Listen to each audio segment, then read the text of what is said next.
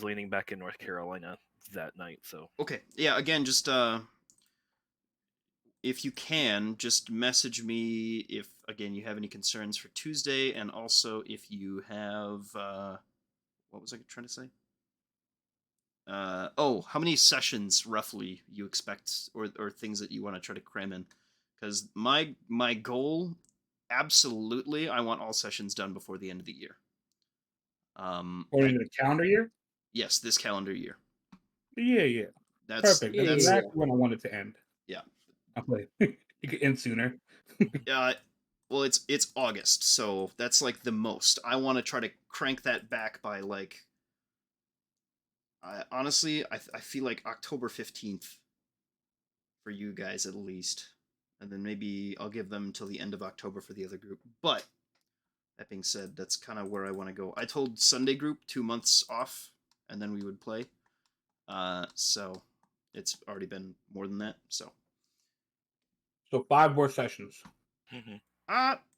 Is that what it is? Yeah, minus next week. That should be 5. Well, my honeymoon is. Hold on, let me go look at. If you guys have a honeymoon, then obviously that takes precedent, and then we can bump it back. I think a number rather than a specific week of sessions is probably the goal. Right. Yeah. Yeah, so I'll be gone from. Because I'll have midterms like 3 weeks into, so. I'll probably miss 2 weeks in a row, the 10th and the 17th. Okay.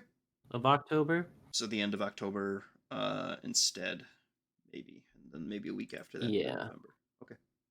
Yeah, because we leave the 8th, and then we get back on the 18th. Sure. Pardon me. My voice has been crackly all week. So that's 6 sessions, right? Is that right? Yeah, give or take, right?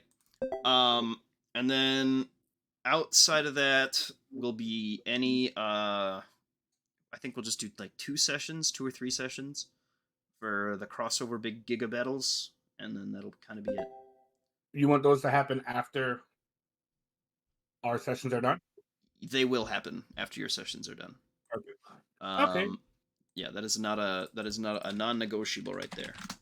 If you want to play things out in your, so like whenever this campaign ends, we will like still play out some scenes and stuff like that all the way up to campaign 3's start time.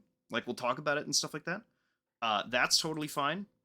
And then we'll kind of go back in time and do those crossover sessions. But let's see. You guys have exactly 1 week until you have caught up with Sunday group. Actually, no, less than that. You have 6 days, because it is now the 14th. Because I moved the calendar 1 more day forward. What did we squeeze do? in what we can in 6 in-game days. Well, that doesn't matter. I'm just saying. So the crossover dates happen around the 20th to the 21st. You know what I mean? So I'd prefer the campaign to be, wrapped up around that time, but if it goes a little bit farther, that's fine, because then things just happen after that point. Yeah, that doesn't really matter to me. All right, so let's move everybody to Halkazar. Were there things that we wanted to do that night still that we didn't get through? I think Mo, you messaged me about a little something. And then, okay, so let's do... What's up? Oh, no. I was just thinking... It's normally how my thinking process starts, is an understood. Yeah. I think Jimbo... What was the last thing that happened? We were just drinking? You guys Jimbo's last words. Sorry. Nope, that's it. Go ahead. Mo punched the guy out, and I think that was where we closed things off. No, Jimbo's last words were, he got tiny. He said, "If I'm tiny, the drinks are bigger." Yeah. Or something along the lines of that. Yeah. Yeah. And then I made you make con saves, I believe. And I succeeded. And you succeeded still, so yeah, you're still going strong. So 22, 23. 22, 23. Yes. You guys head off to more mischief during that night that is solely dedicated for that.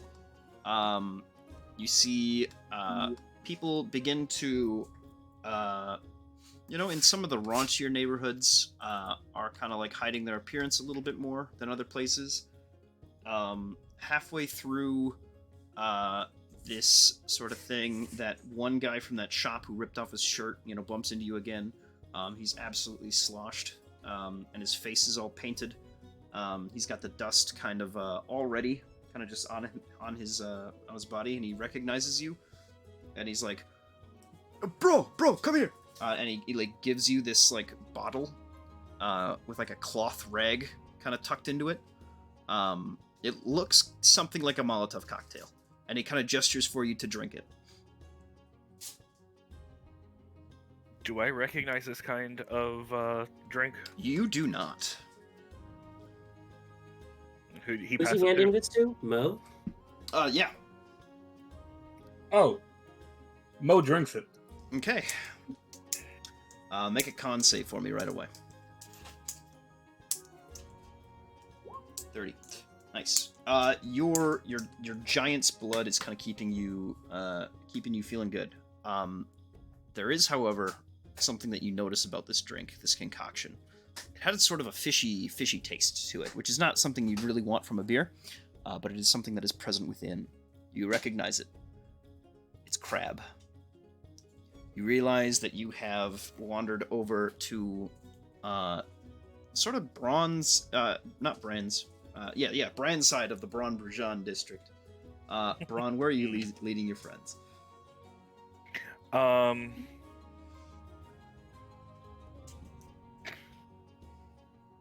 Could see if there's any way to get a little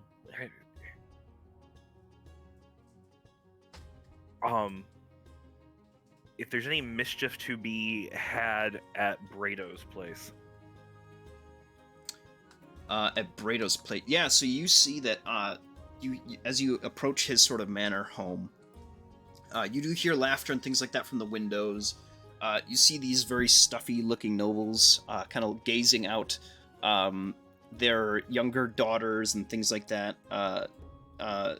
Children, siblings, close friends and consorts, kind of like looking at the windows and the whole villa that is kind of built here, because he is a Danyan. He kind of, it's very standoutish in the middle of this place, but there is an air around it that is very, very different than the rest of Braun Brujan. Kind of gazing out and about, hear a few voices call out to individuals in the town, and people laughing at them kind of as they walk by. What do you guys do? I am riding on Mo's shoulder as Mini Jimbo, sipping a mug, not really paying attention what's going on.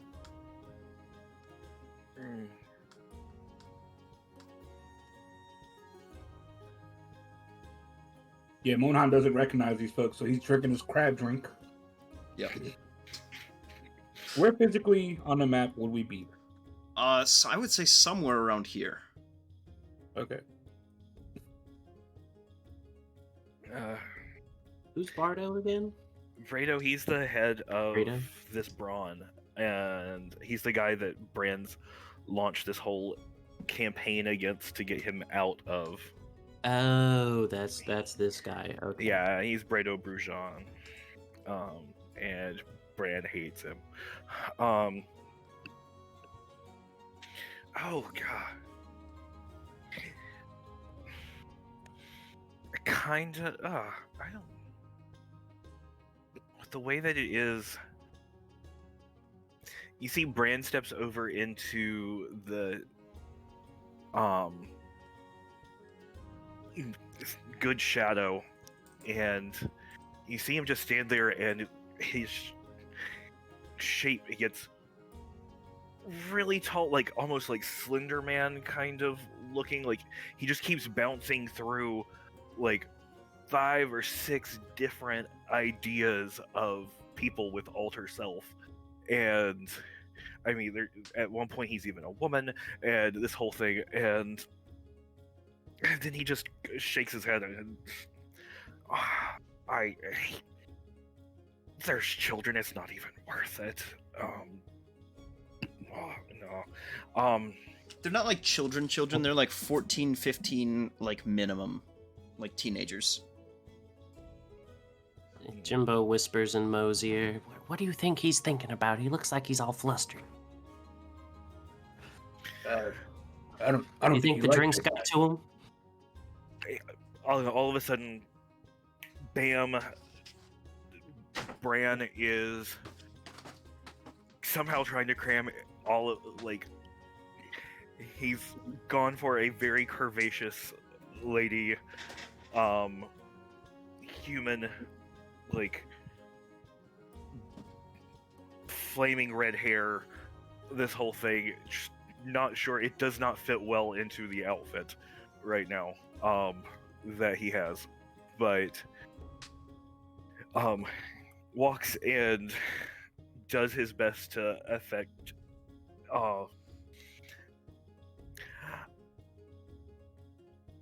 and just stands at the gates and starts hollering out, Brado!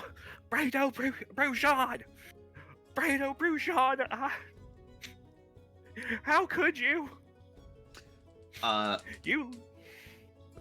You watch as two of Brado's, like, kind of door guards begin to, like, approach the door.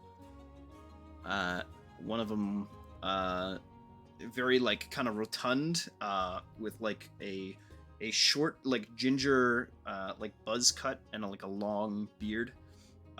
He's very stocky. And then the other one, this, like, tall, lean, kind of bald guy, who is, like, got these, like, really weird, kind of greenish eyes. They kind of lumber in their own ways over to the door, as you're making this racket. Let's see. Make a deception check. Let's see. Do I still get to be the Will Wheaton of the bunch? Yes. I Yeah. get to be the Will Wheaton of the bunch. You hear one of them. He pulls out this little whistle. And calls out into the street, and you notice a number of guards, members of the Capitol Guard, turn their head and begin to approach your way.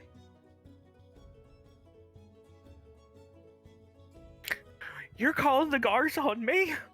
He's the one who gave me the Versian pox and left me with a baby? Ma'am, it's the festival.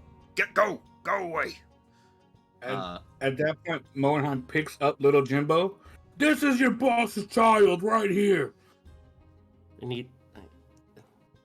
And I make myself look like a little baby. Okay. Mo, go ahead and make both But he's of you got a beard. Okay, Jimbo, make a performance check. The rest of you make a deception check. Matt, you've already made yours, so just Mo. Okay. Deception, not performance? perception. Oh, I can't read. Oh my god. Yeah, there's a difference there. Yeah, if we wanted. That's a little bit better. A 16. They look embarrassed, but then they look towards each other and nod. They don't. Wah!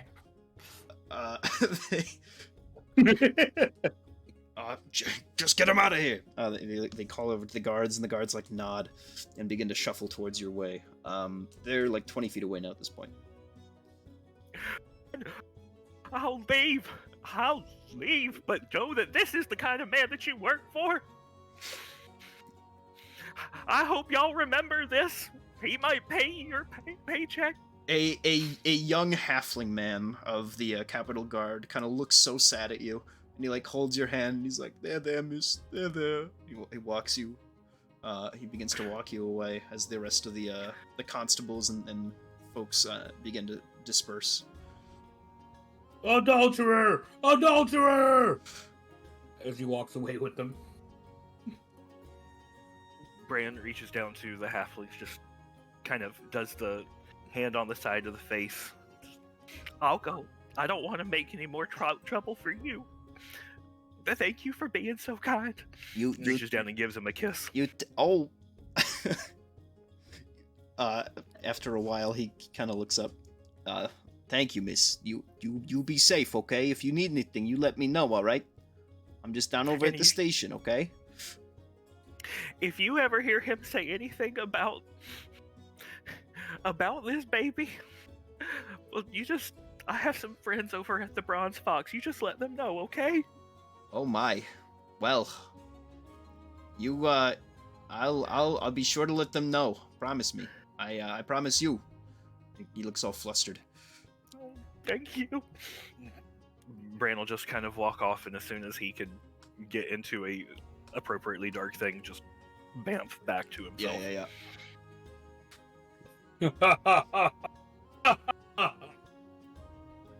Bran, that was great. Well, they say the knight's for mischief, and I can't think of anyone else I'd rather screw over. But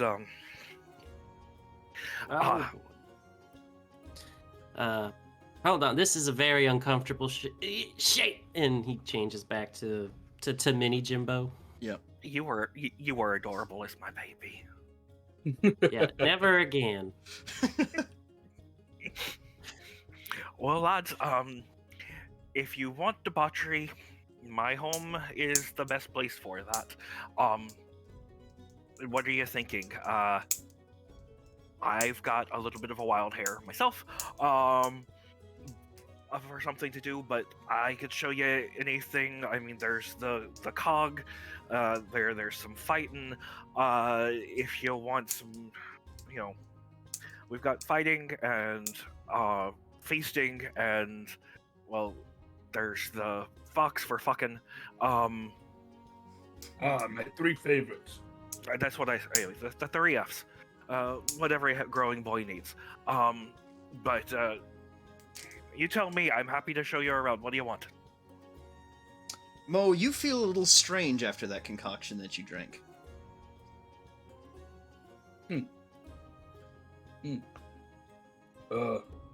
Well, fellas, that crab drink didn't really take to me. How about we go over to the iceberg, grab some good drink real fast, try to wash it down with. I'm surprised that you're a little shocked about crab drink not sitting well with you. But yeah, let's head on over. Yeah, you head back to your lounge, where you are, given basically, your own recipes of food. You feast. Mo, you feel a little bit less ill than you were previously. You definitely needed to eat something. Now, it's almost like your whole body's in like a blush. You look at him, and Mo's like kind of grayish complexion. His cheeks are almost like a pink, like almost a reddish. Can I make some kind of check, Arcana or like medicine? Medicine? Yeah. Jumbo's good at medicine. Yeah. 13. You 13. feeling all right there? It's actually a 16. Mm. So I can't roll less than a 5. Oh, that's right. Yeah, that giant. It was pickled crab, and that is a. You think he's under the influence of some sort of stimulant? Ooh. Do you think you're all right? You almost look like us. You're almost my color. Yeah. Just got all this energy. I just need to do something. Let's head over to the Fox. I think it's the only way to get rid of this excess flow I got. You just start doing some push-ups. Yeah, this ain't cutting it. Oh, all right. If you want, I can. I don't know. I've got a couple of spells up my sleeve. If you need something. But if you'd rather just go to the Fox, I suppose you could get it out that way. You'd be an oddity. Goliaths don't usually look that color. I'm sure it'll go away. It's always angsty, just ready. I guess you could always ask someone to suck out the poison. Oh God. Yeah, I'll enjoy a drink with y'all while y'all there, but if y'all gonna be spending the night there, I think I'll head out. No, I'm not going. If we can, look, if he needs a room, I know I've got some. You know, I can set him up with the tasting menu if we need to. But no, I'm not. I'm not. That is behind me. Just need somebody big and strong. Don't worry about it. And I grab both of them and start running with them under my arms to the Bronze Fox. Okay. All right. You enter there, and you see, some folks that I think you have met before. There is Bronze, sort of mentor, I believe. Mm-hmm. Let's see. Yeah, so we're. Yeah. But you also see, up at the top, Janira, who is kind of smoking this very long cigarette. And then you see a few other folks, as well as the bugbear who watches the door, and a few others who do their best here. The entire room is filled with folks, but Mo, eventually you take your favored pick of the lot, but not before you run into somebody familiar. Would there be anyone, any Goliaths there, Brian? Or big like me that can take whatever a Goliath of my strength will dish out? We can. There are plenty of people to take it and give it, and if they're not exactly what you're looking for, we've got plenty of charms to make it that way. If like I said, we could get you a tasting menu if you wanted. We could have hot and cold running. I mean, I feel like it would be like a half orc or something like that. Yeah. Who was the owner of this place? Janira. Janira? Mm-hmm. Yep. While this is all going on and they're figuring out, I float on over to Janira and I land on her shoulder and I pull out a little pipe of my own and I'm like, kids, huh? Frig, I think I remember something weird when we first started talking about Janira. I've got True Sight that's pretty much set. Okay. What do I see now when I see Janira? She has, instead of her sort of like tannish skin that she usually wears, instead appears to be a much more gray figure, with long like silver white hair, and these like large kind of bulbous eyes that take up the most of her face. She does not appear as who she once was. She's still very quite pretty, but she is a very different creature than she a changeling? She's a changeling, yes. She's one of the few changelings in Aelinor. I thought. So yeah, Bran starts working with trying to, there's a half orc, and I remember we talked about having a half orc before, and I can't remember her name, and that's part of what got blasted with the heat in my car. But working on getting all of that, but he catches himself. He turns and sees Janira, and he's going to, smile, wave, and wink like he normally does, and kind of catches himself like staring a little bit longer than he should, and still does the regular stuff and goes to line up Mo. Mo, are you looking for just like, are you gonna rent by the hour or do you want the night? No. Just two well-sized women for, let's say, an hour. All right. All right. Well, there's definitely, let's see, you want good size, just he grabs, and I can't remember her name. This is driving me nuts. This is part of what. I don't kills me. have notes on her either. I know she exists. Oh, yep. Hold on. Would she have green skin? Most half orcs do, don't they? Not her though. She would have more reddish. Okay. Ooh, different type of orc. Yes, yeah. She's from. Her folks are from like the conclave of red orcs. That hold up in Wargar's little temple over to the southeast. Well, he'll bring you over to her. I cannot think of her name. We'll have to find something. Yeah.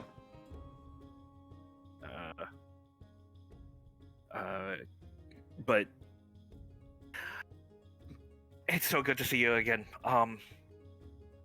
My friend here has what seems to be a hell of a lot of itches that he needs to scratch in a couple of different positions. And says he's got a hankering of an appetite. Is your sister still around? Sister in quotes, because I have a feeling that they're not. Yeah. She kind of looks past your shoulder, kind of with a raised eyebrow, and then kind of wordlessly walks over to you, Mo. She kind of looks you up and down, and then looks over at you. Bran gives a thumbs up and begins to walk away. Give him a good work over. Before that point, Mo, as you're being led to these sort of side rooms, you bump into somebody. Somebody very familiar to you. Somebody that you had recruited all that time ago and had built sort of a fast and loose bond with. This is a Ved woman who you would barely recognize with all of the.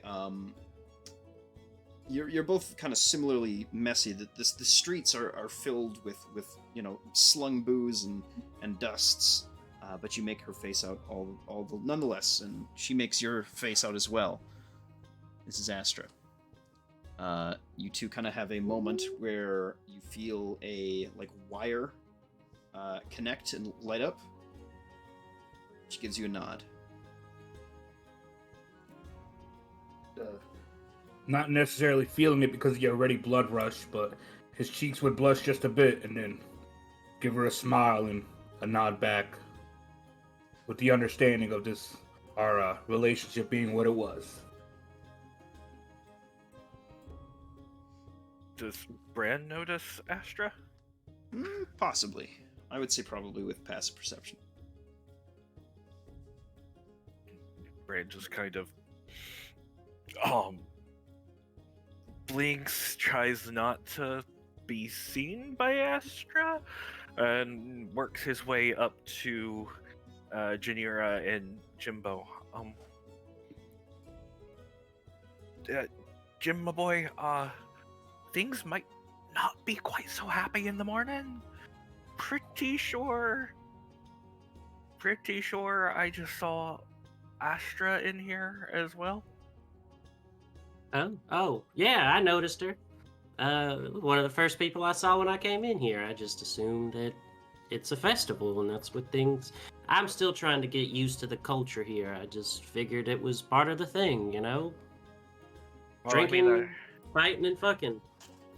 I mean, yeah, but usually there's definitely some couples who have some rules. Lord Janira and I could share some stories, but I didn't know that they were the sort. But there you go. Janira, my dear, how goes? A happy night of mischief to you? She looks over to you. Things have been very, very profitable, but more importantly, things have been fun. The air is different this year, Bran. Keep that in mind. Have that sort of pep in your step. Things are different than they used to be. I can feel it coming. Like in a good way? Yes, in a very good way. I can't argue with that. And I assume that also means that the campaign is looking well bad for Brado. Not just the campaign, but the trial as well. Things have accelerated a bit more than we'd thought. How did I not know there was a trial? What's going on? We've got some dirt that looks, well, very usable, very pliable to our means. I mean, it's a shame not to build a garden when you got a good bit of dirt. Nothing too criminal at this point. Nothing too dark. Something that would maintain his ejection from future political events, but not put him in prison for too terribly long, if at all. You just need to get him out of the way, yeah. I think we can agree on that. I don't necessarily want more bloodshed, and neither does the No. Familia. The Familia's involved. Always. It's how Well, Hazar. this is true. This is true. I've been out of the life for a bit. Do we owe them anything for this, or are they just happy to get him out? Did he mess up with someone there? Yes, he did. He made quite the mistake. Oh. Oh. I love it. I love it. Well, we'll just drink to that, and things are good here at the Fox. Jimbo kind of chuckles to himself, and she's like, "Did you know that he's got an illegitimate child with?" And he, gestures over to Brand. What? She looks at this little man who's just on her she's got these wide shoulders right now in this dress she's got, and you're just kind of perched up on one of it. Mm-hmm. Well, you should have seen it. It's a night of mischief, and I been able to got my hands on some that alter self spell. I know it well. She gives you a smile. Brand winks at her. So I might have earlier stood outside of his front gate and screamed that he was responsible for giving me Versian pox and leaving me with a baby. And isn't he cute? He points to Jimbo. I smile. Janira, he looks a little bit different than I saw last time he was here, but my brother, for lack of a better word, Jimbo, Jimmy Jameson Jones. He's quite heavy. Oh, I'm so sorry. He floats up and goes back to his normal size and sits down next to her. Thank you, dear. Well, You should have said something sooner. I wouldn't have just stayed there. things as they are, Bran. If you need to spend a night here, that's totally great. Very happy to have you. And she kind of she kind of brushes your cheek with her hand and gives you a very... There's a warmness to it, but it's, at this point, you've experienced so much alongside this person, you know that there's also sort of a history to it. So it's almost bittersweet. And she gives you a wink in return. Oh, I can't tell you how much I appreciate that, but I do have a place not too far away. You know the bird and the balls. Not to mention I might be in the market for settling down. Believe it or not. It happens to us all eventually. She gives you a coy smile. I won't ask too many questions. I'm sure you won't want to bring them around these parts necessarily. Yo, Your secret's safe with bring me. her around. She knows. Does she? I have to bring her around to say hi at some point. Okay. I mean, this isn't something that you can hide. I mean, it's not like I had a one-night fling and came to the Fox. I worked for the Fox. She nods. I mean, Yes, you did. You're a better man than most. I'll leave that at that. Thank you. this is part of my life. You're part of my family. She gives you a smile. Thank you, Bran. Well, I thought I'd offer regardless. This is a night of mischief, after all. One cannot have too many alleys to, stash themselves in once the night really comes to its full tilt. That being said... Oh.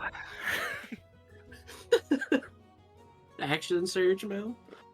Good God. Really intense 6 seconds, huh? Good Lord. Oh.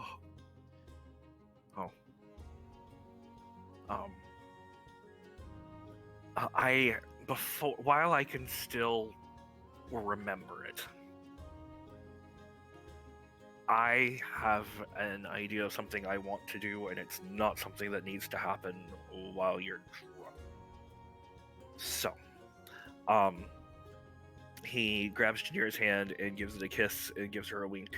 I promise to stop by again sometime soon, just to check up on things, check up on you. Yeah, like I said, you gotta look in on family. Might have to bring by the girl if she ever says yes. I don't want to know what that means, Mo. I don't know what I don't want to know what you mean by that. Just keep going. Just don't worry about it. All right, dog. We all need some mystery. Okay? Kill me. Okay. Mr. Jim. Let's see. She gives you a warm embrace and walks back. She will actually saunter up behind Hondo after descending the stairs. You know, people kind of turn their head as she does so, and kind of whispers in his ear, and then he gives her a smile, and then begins taking out some extra kegs. It looks like they just have booze, like pretty much just on tap for free for folks here, and begins to kind of like cycle them out the door to people in the street. Profits are good, so they can afford to be very giving. So they do so. Mr. Jim. That's me. Actually, who has True Sight right now? Me. Okay. Passive perceptions? 22. 19? You notice nothing. Alright. Wait, what? All is fine. After, a number of minutes, was there anything else you guys needed to do? Jesus Christ. Well, he's absolutely hulking out. Jesus. I want you to know that my sister and her boyfriend were in the room while I was narrating this, and I wanted to explode, but, we got there, so. Always a good time. I was subtle, I think.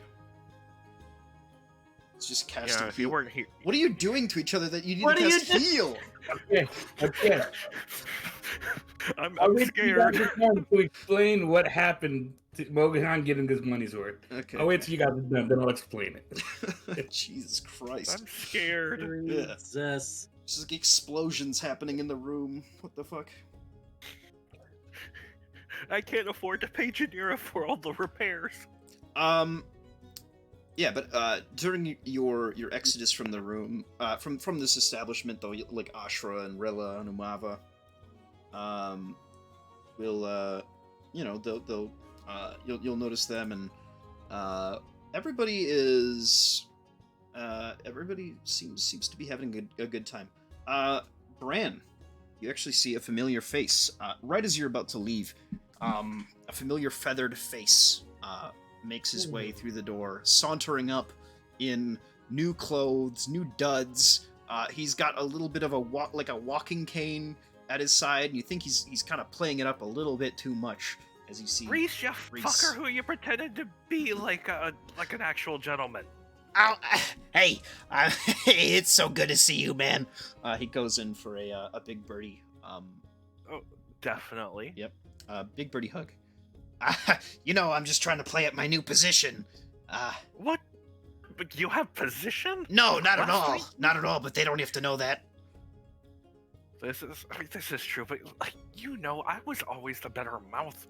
Just don't play it up too much. All right. Listen, you have a couple gold to spend. It can appear like you've got a lot more gold to spend. You know what I'm saying? Here. He reaches into his pocket and he pulls out another 20 gold and puts it in Reese's big birdie Yep. hand. He kind of whistles and clicks and gives you a wink. Hey, I'll stop by over tomorrow. We can hang out. I got the rest of the week off, so. Oh, yeah, we'll have to keep a lookout for each other and that sort of thing. Yeah, you'll have to meet my mom. Whoa! Holy cow! Yeah, I will. I look forward to it. Oh, keep an eye out. There'll probably be a whole passel of us going around, Birdie Boy. Good, Now, good. Don't do anything I wouldn't do 3 times in one night. Kind of pulls up fingers, and you see feathered fingers kind of come up 1, 2, 3, and then he kind of nods. He blinks twice and then nods. All right. I think you might be. You would know. And he hollers over to Hondo and the gang, and it's like, treat my friend the Commodore well. Hondo kind of, with that warm smile, kind of gives a grin. Commodore, well, very well, come. We must treat you with the utmost respect and service. Isn't that right? And you hear a few laughs around the room as they welcome him in. You see him kind of fade back. It takes a few minutes, but eventually, after much time has passed, Mo, describe yourself as you emerge from the establishment, or do you at all? Okay. This is what happened. So excited. No. Where is it? Let me go up. Let me scroll up. All right. So that initial stimulant rush, he went ahead and used it all up, and then action started right when he needed to make sure he gave one last good effort. Understood. But as to not leave these ladies, not fully pleased, even though this is their job, he lay on hands himself, got another round off, did a couple of hastes to give them some good stuff for a minute, and then another minute, and then another minute. Then went ahead and during all that with the hasting, he giant surged to became big and strong for them. Then to give himself a little extra from all the work, he healed giant surge to gain a little bit health back. To give all the effort he could, and then why do you lose health? Thaumaturgy went ahead and kicked off accidentally, well, not intentionally, and he was loud, and then the ground tremored. He literally made the earth move with those harmless tremors he could make, and then once he saw these ladies were all well and done, he went ahead and healed both of them as they were laying there, just very pleased and tired. And then, did you hurt them? No. They enjoyed themselves quite well, and I feel rejuvenated as well. How much do I owe these lovely ladies that are still in the room over there? You were supposed to work out the price beforehand. They were make a charisma check, Mo. Go ahead. It's a flat charisma. Yep. Mm-hmm. Understood. They will charge you. Perfect. Let's see. They sort of realistically speaking, probably 30 gold.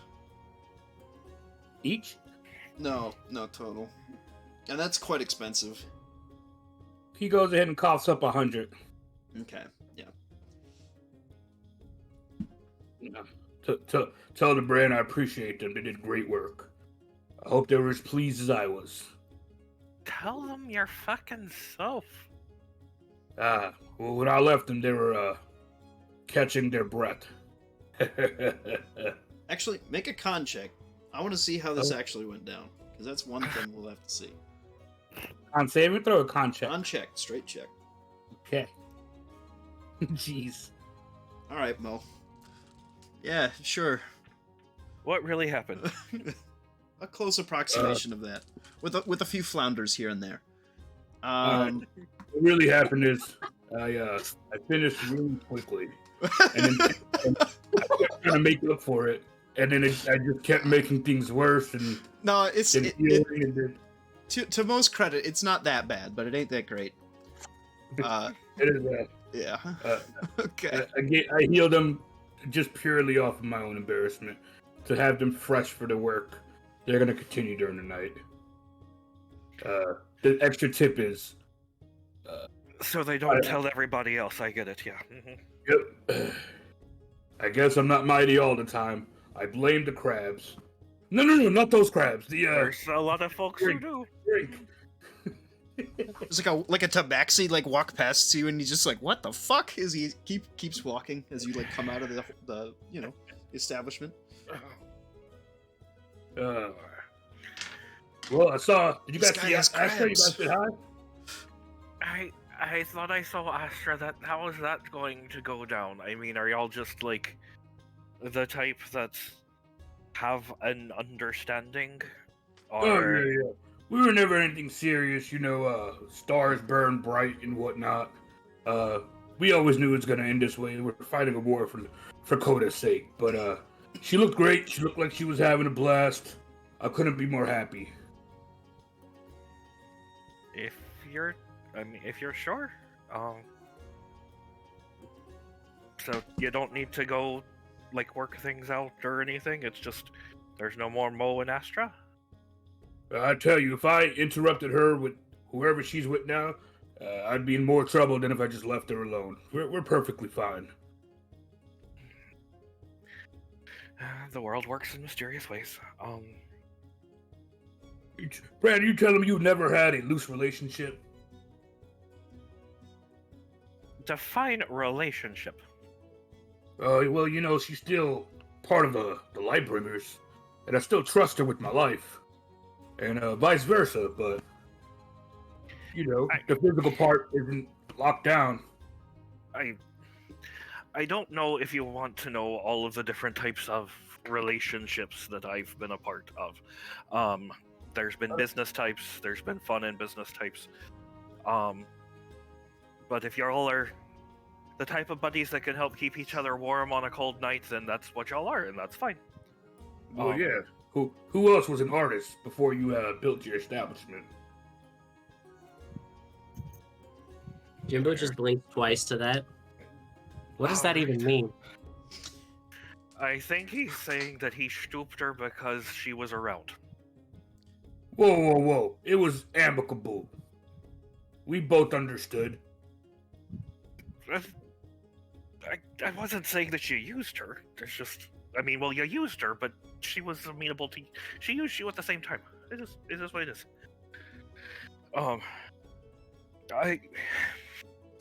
I've got some mischief to get up to, so Jimbo just walks out. Jimbo. Where are you going, Jimbo?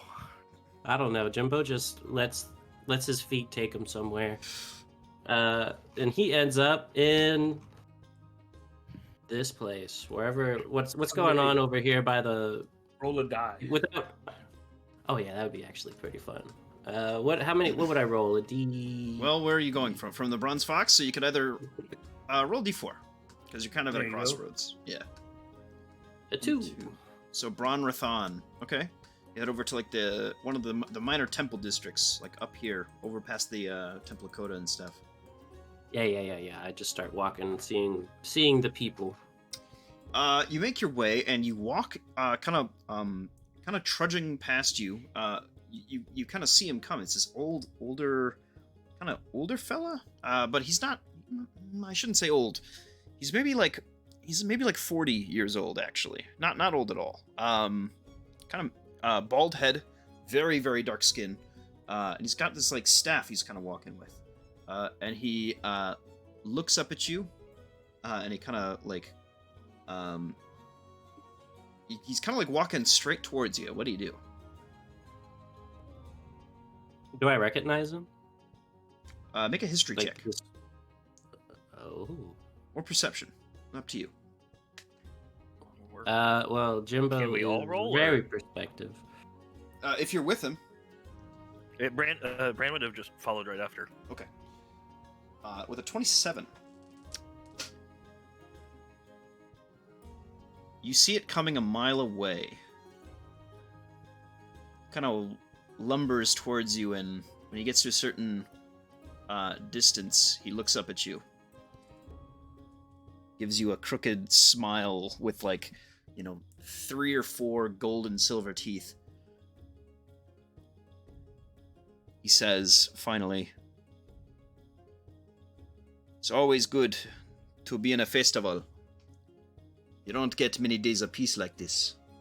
And he looks at you, and one eye opens up. Very, very, like, kind of mottled in gray. Cataracts. The other eye opens to reveal a deep purple eye looking towards you. It is always good to have some downtime and relax and enjoy yourself. I don't think I... Wait, so I do recognize this guy or I don't? You don't.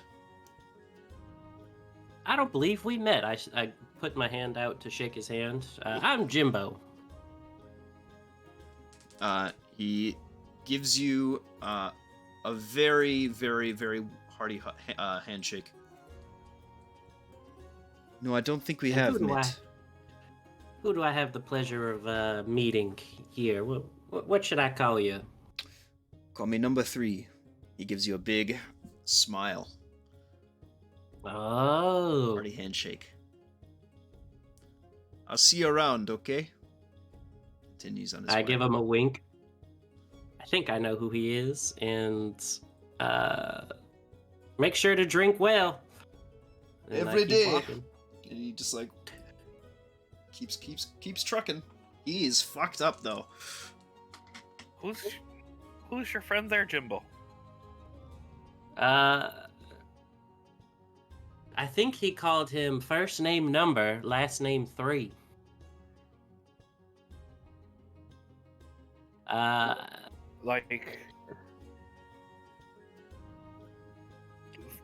Like Mara has done before? Maybe? I don't know. Who knows? He shrugs, smiles, looks around for something to drink. Yeah, and there's booze. Around this avoids the topic. Yep, around this temple district, you actually find a hearty wine trade. There are a couple galleries and things like that here, but you have more I would say like upper middle class like families around here. Well, no, I would say just across the middle class. This whole kind of area. Nobody's really all that rich, like rich to be snobby. Mostly the art galleries and things like that are to show off things that are given either to Raldir or that come from the universities, things like that, and is like part of an art trade school. So not too super bougie. Not until you get to the very end of the of this loop. But you do run into some nicer, more stronger drinks that people are actually just selling on the street more than giving out for free. So if you'd like to purchase any of that or anything for the future, you are free to do so. Yeah. Jimbo's gonna buy a round for everybody. Okay. Let's see here. Wine. Let's see here. For the finest stuff you have, please. So some fine wine. Let's see.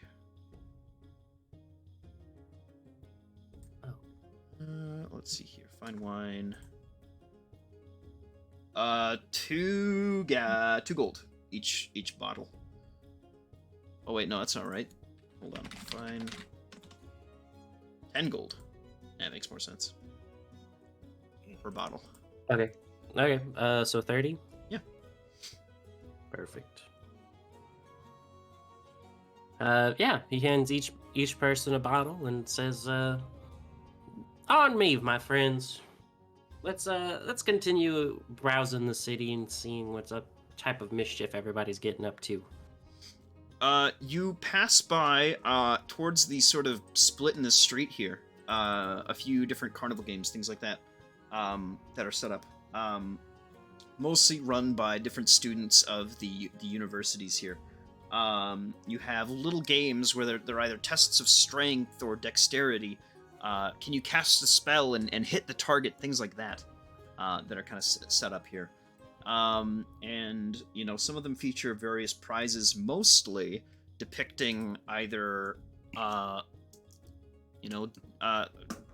either characters from across the Ved Coast or previous renowned Fate Given who have come through the space. Things like that.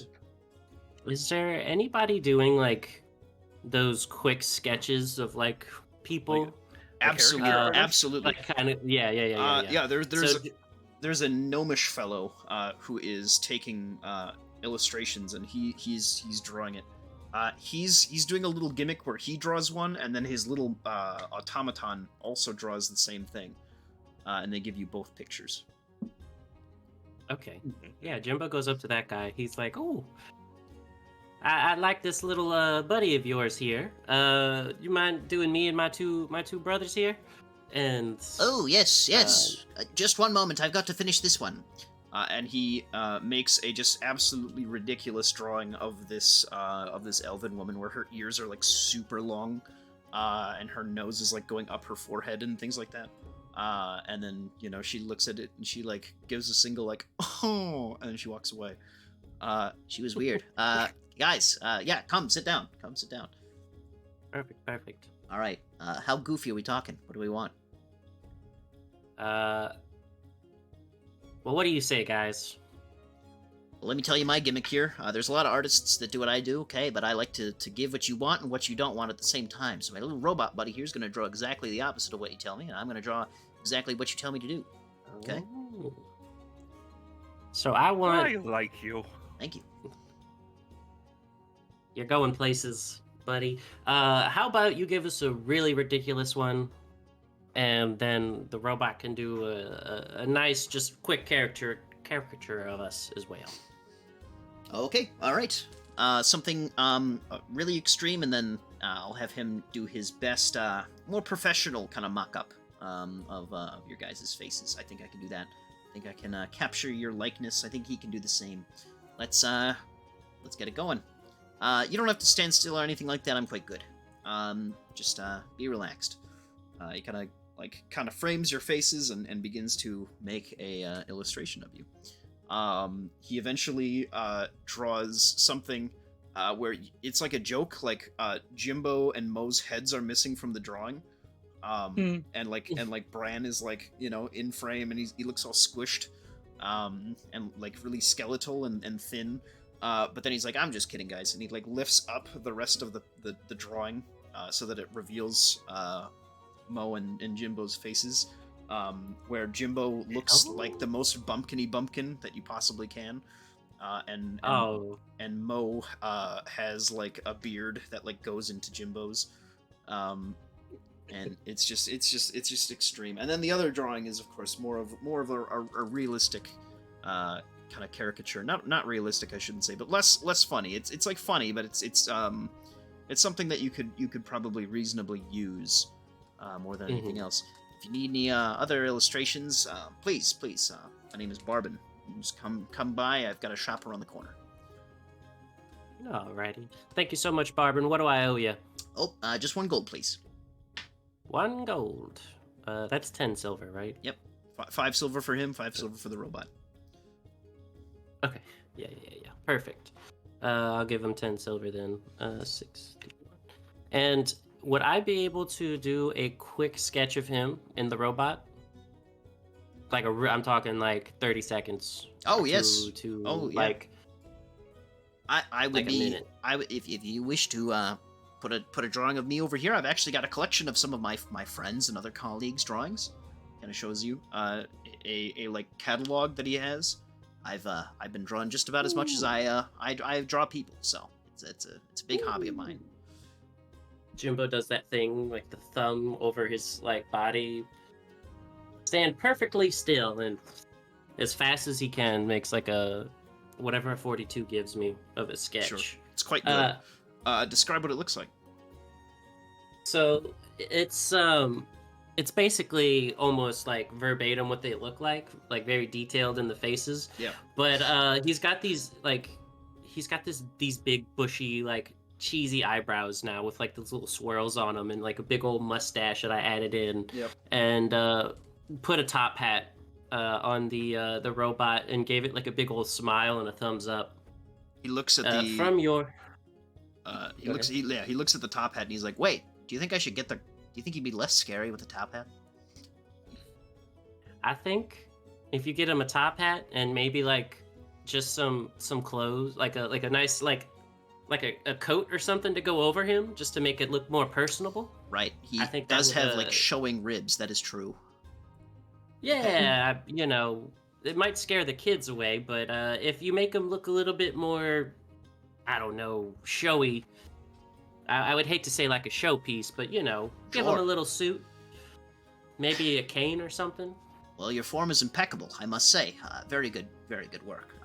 If I would welcome you to my shop anytime if you needed to take commissions. This is a prized addition to my my catalog. Thank you. I particularly like what you did with my eyebrows. Well, you're welcome, sir, and I sign it like Solarian Quite the with a number. winky face. Yep. And then, well, thank you so much. I'll treasure these forever. And where do you guys want to go? While he was doing that, I'd be looking for that the strength games they have.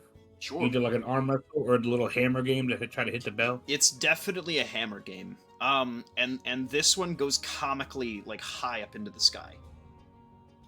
Perfect. I'll walk up to that and be like, how much for a try? You see this this other Goliath who's a little bit shorter than you. He kind of looks up at you. Oh, well, brother, come. We just had a fellow come in with quite the arm, I tell you what. Number to beat is 333 pounds. If you can get it higher than the post, then that would be that's what you got to do. All right. We'll actually we have different rewards. You know. How old are you, friend? 40 years old. 40 years 40 old. years young. Right. Well, then you qualify for everything. Wow, great. All right, give it your best swing, and I'll let you know what you win. You you'll get a little stuffed animal, and we can actually pay you because you're old enough. Let's see here, and you can get a keg of booze. If you beat 333 pounds of direct force, raising this thing up.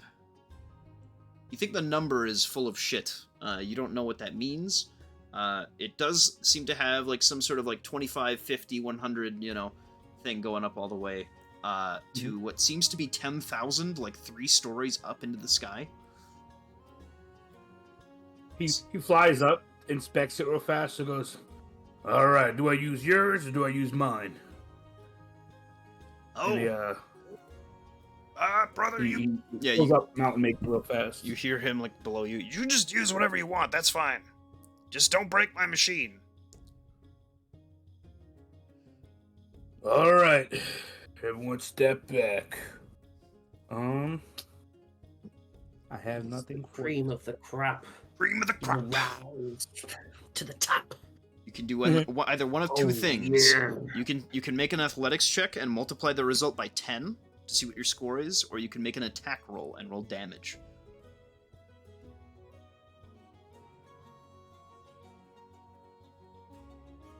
And then you multiply that by 10? Nope. Oh. Then I'll have you roll. Then I'll have you roll another thing, and you can multiply by that much.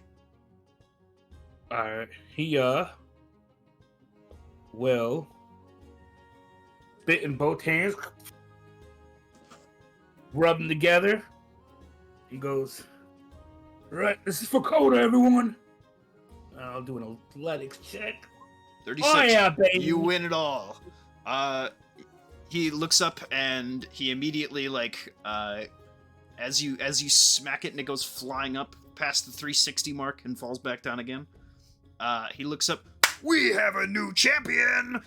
He grabs your arm and in the other immediately gives you the bottle. Is the first thing he grabs you. A bottle of wine. He'll also give you a keg of ale, and then also a bag of 100 gold, as well as a stuffed animal of a certain figure. Which historical figure would you like? Historical figure. Yeah. Coda, definitely. Does he have one like that? He has something that might be a little Coda. Yeah. Yeah. 100% that. It's a close approximation to it. Yeah, it's like a chibi Coda. Yeah, for sure.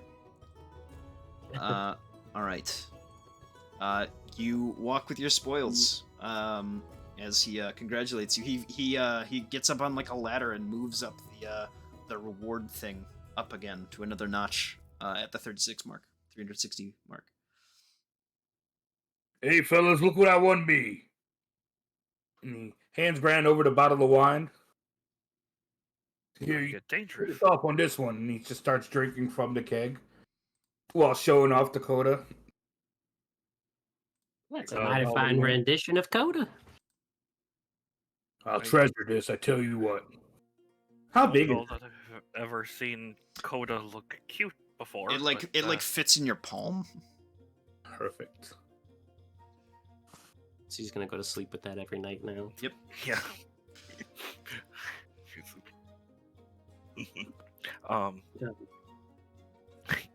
Brand's looking around since we're in. He's such a classy guy sometimes. Is looking around to see if there is a tattoo parlor nearby. Yeah. There would be. There would be probably a place people. This is the night for people to get tattoos. You know that there would be many of them set up over by Harold's Port. But not much outside of that in like Bronsong or anything like that. But over around here, yeah, there would be a couple here and there. Especially like where there are art students and things like that. Yeah, that's what. Yep, that's what I figured. He's frequented the port guys, but he figured he'd try to do something that he doesn't also risk a bit of bloodborne pathogens. Yep. Oh my god. I don't know what's scary. I don't know what's scarier, bloodborne pathogens or bloodborne pathogens. Yeah, I know. I had the same thought, literally, word for word. Yeah. What do you mean? There's a game called Bloodborne where there are pathogens like in the game that like mutate you. So yeah. But so Brand would walk in, find a place that looks decently respectable with art students around and all of that sort of thing. Yep.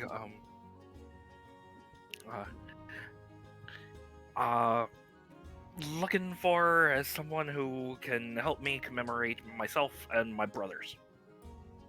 Let's see. Let me roll a die. Let me roll my dice. I've been using the set of purple dice that came with that skull recently that you guys got me. Oh. Cool. You'll see this Adanian woman. With like short cut hair. And it's probably she's got this like really interesting kind of like dyed shirt. And some sort of kind of like getup that is kind of like loose but tight at the same time. And she kind of welcomes you over. What can I get you guys tonight? I'm here with my brothers, and tomorrow's my birthday, and these two idiots are two of the most important people, and I want a birthday tattoo commemorating the fact that although we were completely different parts of the planet, that we were meant to be brothers. Aw. Well, I can certainly do that, and I'll do my best work I can. Did you have any designs in mind? Where did you want these? Well, and he just pulls off his shirt. I was thinking like right here, on my ribs, here on the left side, near my heart, something that says like fated to be brothers, and I know this won't make any sense to you, but in the spaces in between the words, if I could get a raccoon paw and a raven's foot and a drake's foot in between. I can do an approximation of the drake's foot, sure. Yeah, I can do all that. That's not, I've had worse and also more strange ideas than that. I'm sure that'll come out just fine. Are you two also getting a tattoo, or is it just for him? I just was following him, enjoying the evening. I don't think I'm getting anything tonight. Okay, understood. Oh, come on, Jimbo. I'm definitely getting one. I noticed you said approximation. Do you need to see a Drake's foot for a better idea of what it looks like? Oh, if you have one, then I could definitely work with that. Oh no. Not right in the middle of the shop. I know. I've learned my lesson. Do you have a? Is there like a back alley nearby somewhere, something like that? We just don't need to start a whole stampede. Well, I can just just out back. He goes out there and summons Fang. She just walks over to Fang and just like flips him on his side and just like looks at the foot. Okay. Mm-hmm. And she walks back.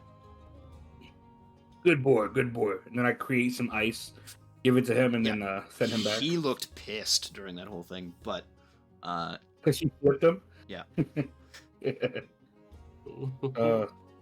Babe, I got this forever ago. Well, not forever ago. From that store. Spent a ton of money on it. Can you remind me what this does? Purple spell ink. Of Yeah, course. I remember. If it's like an attunement thing as well. Usually, if it's spell Specific, it's attunement. Mm-hmm. Does Brand have telepathy or telekinesis? I have telekinesis. You have. I have telepathy. Let me look it up. Sure As I thing. say in your mind, I have telepathy. I'm just. Just Do you know? Fuck me, I can't find it. Purple spell ink. I want to say I paid like 8,000 gold or 80,000 gold, something like that. If that Probably helps 8. at all. Okay. It's probably from Donjon. Let me look. It was from the store in the Yeah, I Dunes? gotcha. No. Yeah, cool. Should have got the elephant, man. I should have got the elephant. It turned into an elephant. Exactly. Let's see here. Was it one of the No. spell rot tattoos? There's gonna be a new legend. It probably was exactly that. Yeah. Spell rock. And then telekinesis Spell is rock IDK tattoo. what level? I'd love to know what kind of mischief Rocky's getting into. It's gonna be a new legend of this king of mischief throughout Halizal. Telekinesis is 5th level. Yeah, so 5th level. Good, I didn't overcharge you. Perfect. So yeah. Produced by a spectral needle. It is not, by the way, attunement. You just get it. Oh, perfect. Produced by a special needle, this magic tattoo contains a single 5th level spell wrought on your skin. To use a tattoo, you must hold it, speak the command word.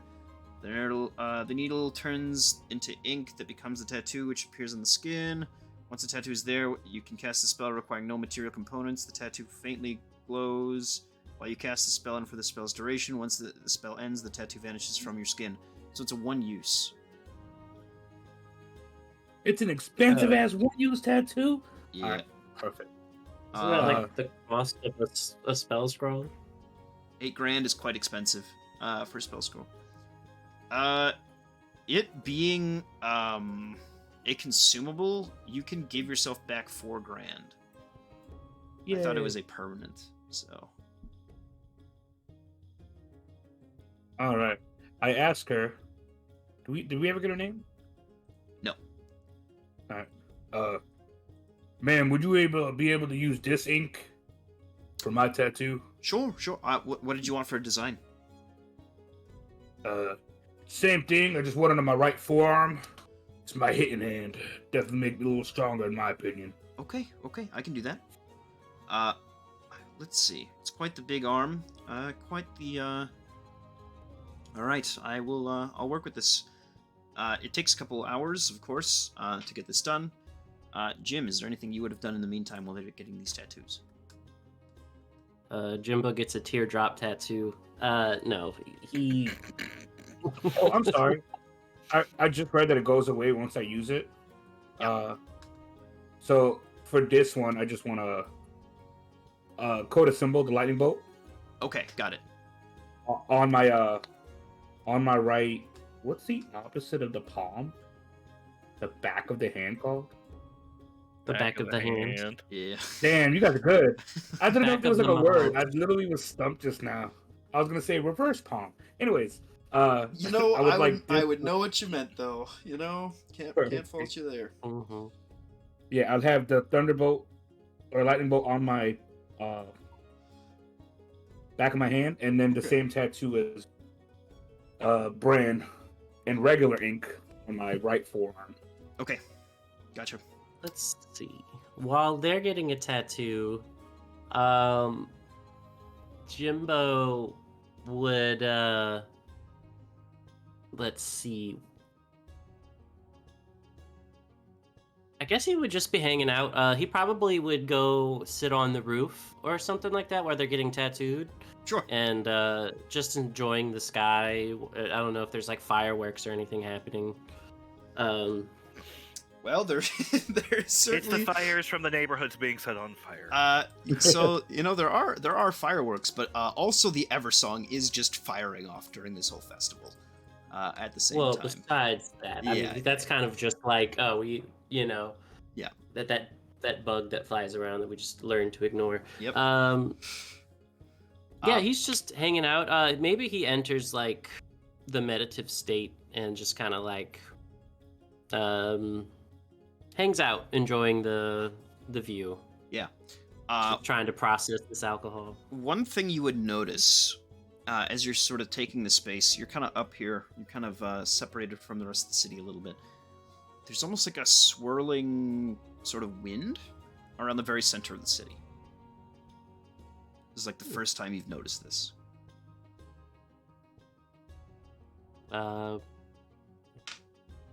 Definitely seeing it, Gemma would go like, I wonder what that's all about, and would float on over.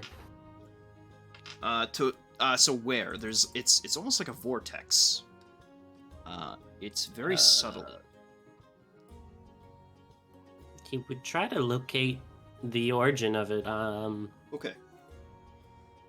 Wherever, I guess the he's flying towards it just to see what it is.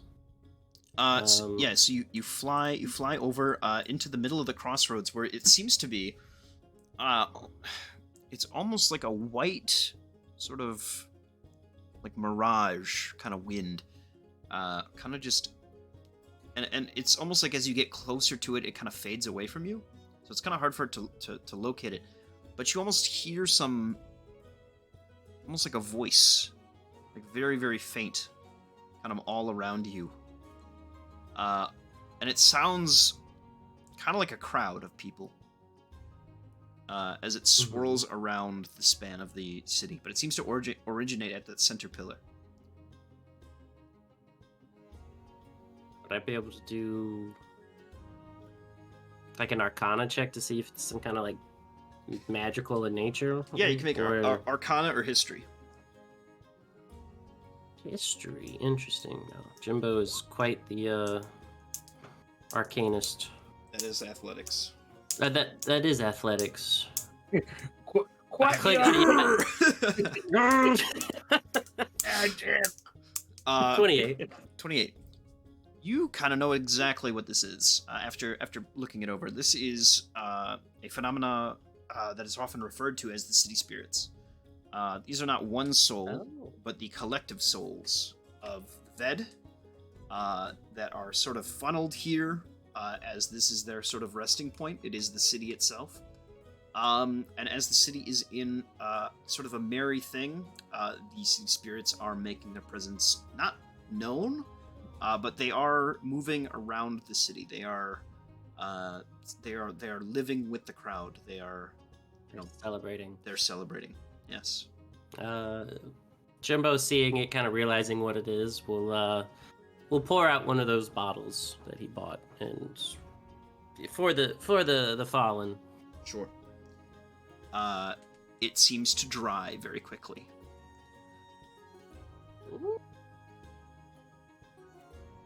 I hope y'all enjoyed that. And Jimbo goes back to the tattoo parlor and is just once again sitting on the roof waiting for it to end, or whenever they're done.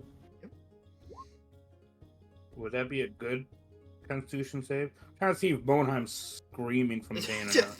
You have been slashed across the chest. You have been shot at by gods. You're able to make it through. With a 16, you don't really wince too much. Yeah. Jimbo didn't want to admit his fear for needles. Yeah. After a while, your tattoos are done. Is there anything else you guys wanted to do tonight? All I got, following Bran here. No. As far as festival-wise, no. Okay. Then you come to more booze and more booze and more booze. And I believe that is where you guys find yourselves the next morning is where was it again? Was it the Bird and the Balls? Or somewhere like that? Basically, yeah. That's what we kind of talked about. Yeah. So not too far away from where you were. It kind of made sense, wandering back. At one point, you guys would have seen, much to Bran's terror, Bredo Brujan and a skeleton walking down the street talking to one another. And that is one of the only memories that you guys have of that night as you're heading back. How would Moenheim react to an undead? How would Moenheim react to an undead in this drunken state? Are skeletons just a common thing? I gotta make sure before he drunkenly freaks out. You have seen a couple. You've seen a couple servitor skeletons over in the Chantry of the Dawn, but nowhere else in town.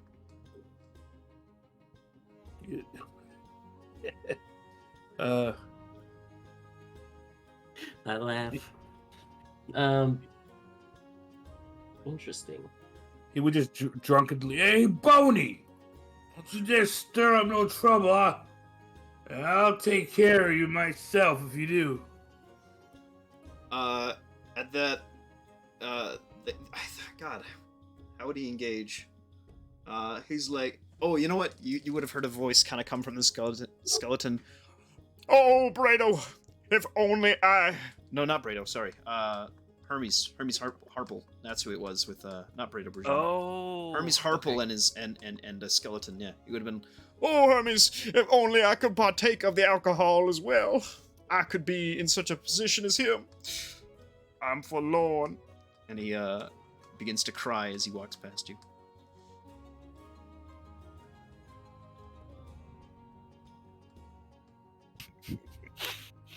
Yeah, that's what he gets. You told him. You guys fall into bed and wake up the next morning a little bit late. People are looking for you. Can I do the speech thing, or will I be too drunk to actually do the speech with Eleanor, that whole thing? You can do that today. Don't worry, because the big thing is tomorrow. You are good on time there. Okay. I thought that was the day. So that was the 13th. The 14th is the official beginning of the festival. It has begun this morning. Oh, so Gotcha. Brand's birthday's safe. Yay. Yes. Now you guys would have celebrated Brand's birthday like at around the time that his birthday would have just ticked over. Mhm. So now it is the day of Brand's birthday. It is the day of the Festival of Dust. There is almost a silt on the windows as you guys wake up. Your various... Actually, well, no, I won't make you roll for hangovers. Some of you are gods. It's fine. I can't. Some of us. Yeah, that's true. You actually can't get hungover. You crawl out of bed, and look around, and the day is yours.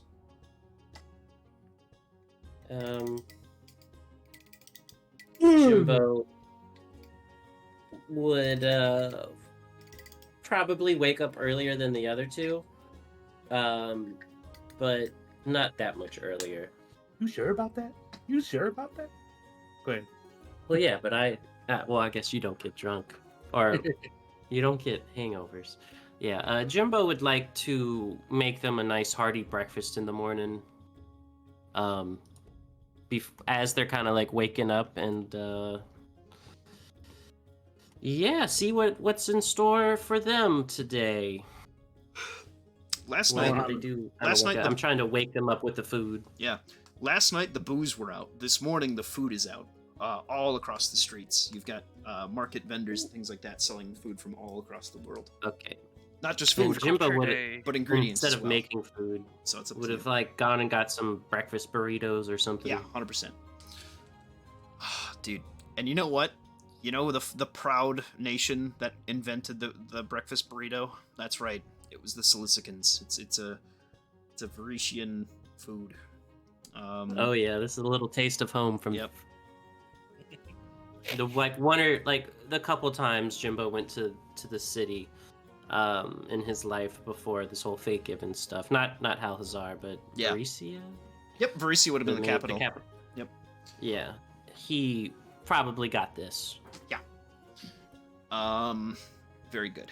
So you guys get a breakfast going. I would say eventually find the people that you're looking for, and meet up for a day of festivities. Jimbo, before that happens, did you want to go say hi to Big A? I did. Okay. So that morning, you head off across the crowd. You hear, that they're going to get the dinosaur races set up at around noon. There's going to be 3 different races. But the arena is also open today. So there will be blood sports, in quotation mark. Nobody will actually die. But people will be killed. So that is also going to be there. You enter the Chantry of the Dawn, walk past a few very drunk Fate Given who have returned from battle for this occasion. Kind of taking note of what Queen Joy said when, you'd be surprised who you'd notice, or, you'd only see, Fate Given basically walking in and out of this place. Jimbo would assume some kind of just generic guy B or something to walk in. Just so it doesn't, Yeah. he's Yep. trying to, mask. He Yep. doesn't, every time he walks in and out is going to be a different person. Yep. That's smart. Because, there's only one person, one type of person who really crosses that bridge ever. So, Mhm. You head on in, though, and are free to make your descent. You enter that central chamber. Let me see if I can find it. But we know the one. You have the room prepared for you to have you descend to the world below, if that's what you wanted to do. Otherwise, you could have just reached out to Aelinor. That's up to you as well. I guess he would do this formally and show up in person. Okay. So, like I said, this room, and then, yes, the center column kind of lifts down to reveal a center stone. You walk down these stairs to that platform, and it begins to descend all the way through the Middark, the Underdark, and then all the way to the core of the world itself. you find yourself in this center room with a heart that does not seem to be able to keep tempo with itself. The drum is at an odd beat.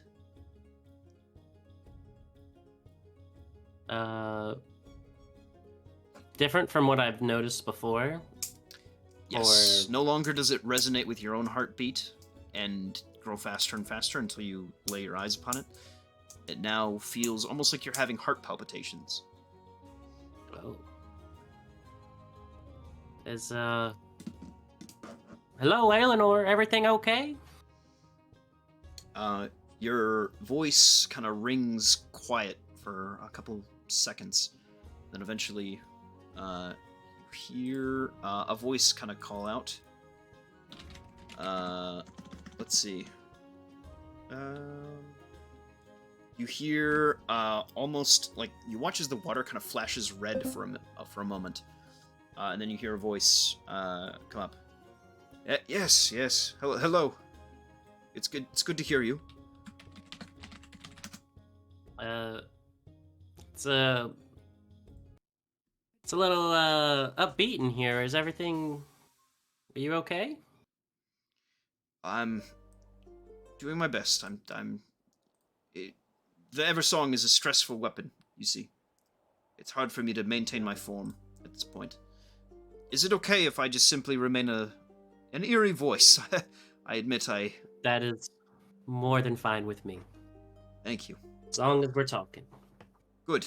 No, it's good to hear from you. What can I be of service to you? What can I help you with today?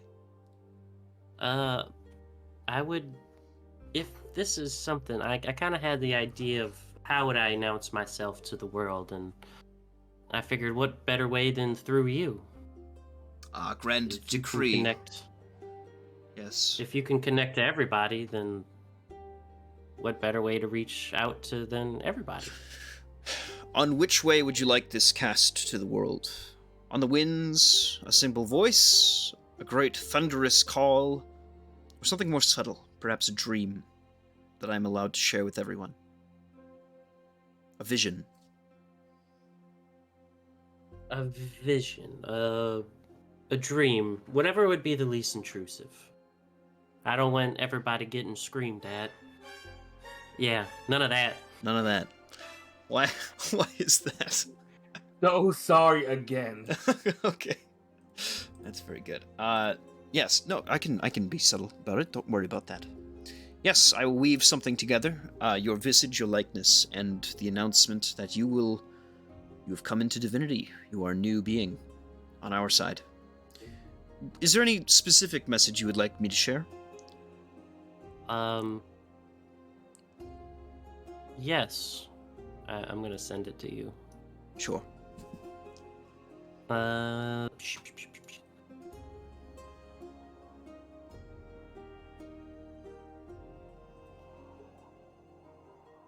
don't have to.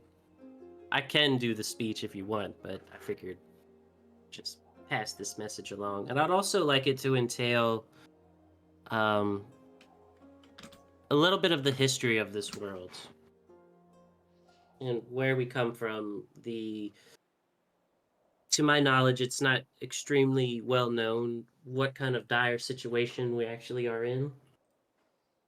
And I would like to convey this to the people and let them know that, we can, we're moving forward. We're making progress in this effort, and I was born from it. Is the kind of the message I wanted to send. The exact nature of the Sundered is a dangerous thing to let the common mind fall upon. We saw through the Umbral Call what just the simple realization of the odds stacked against us can create. An approximation of terror. A warning. It never goes... Well, I can't even say that. Sometimes the more vague I am, the more I terrify people. Perhaps a hint of terror.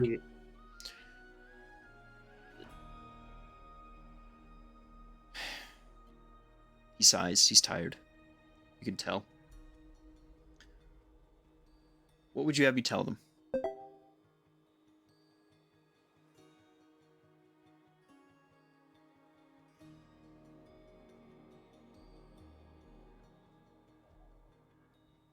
Jimbo.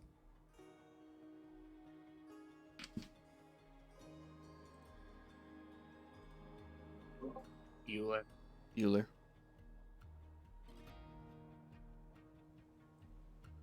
Oh, whatever. Oh, stage fright.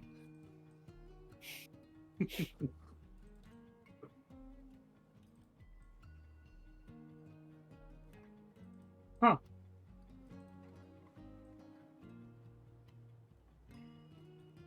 Well, in this nice pause, I'd like to say I'm having a great time tonight, fellas.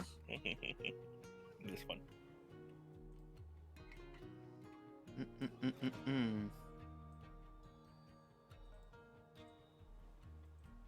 I'm assuming somebody go? just came into his room or something. I don't know. That was fiance, Yeah. or his dog, or if his cat jumped on the keyboard. I don't know. Hello? Yep, there you are. There you are. I didn't realize I was muted. I'm sorry. I was talking and there was responses at the appropriate times. So, Oh, that's awkward. Connected. okay, No. what was the last thing y'all heard me say? The last thing I said to you was, what would you have me say? Oh, yeah, I would have them. Let me see. Yeah, just this. I would just do this speech Okay, just the speech. So okay, Yeah. so yeah, and just basically announcing myself. okay, so not any, because yeah, he was worried about them knowing about the Sundered. That's what I thought you told to tell them. No. Okay. I would have said, instead of, like, if I were to say that, would be forces against us, not the Sundered in specific. In specific, okay, specifically, yeah. Yeah. Yeah. Okay, yeah, And- he understands that. Yeah, the message is fine.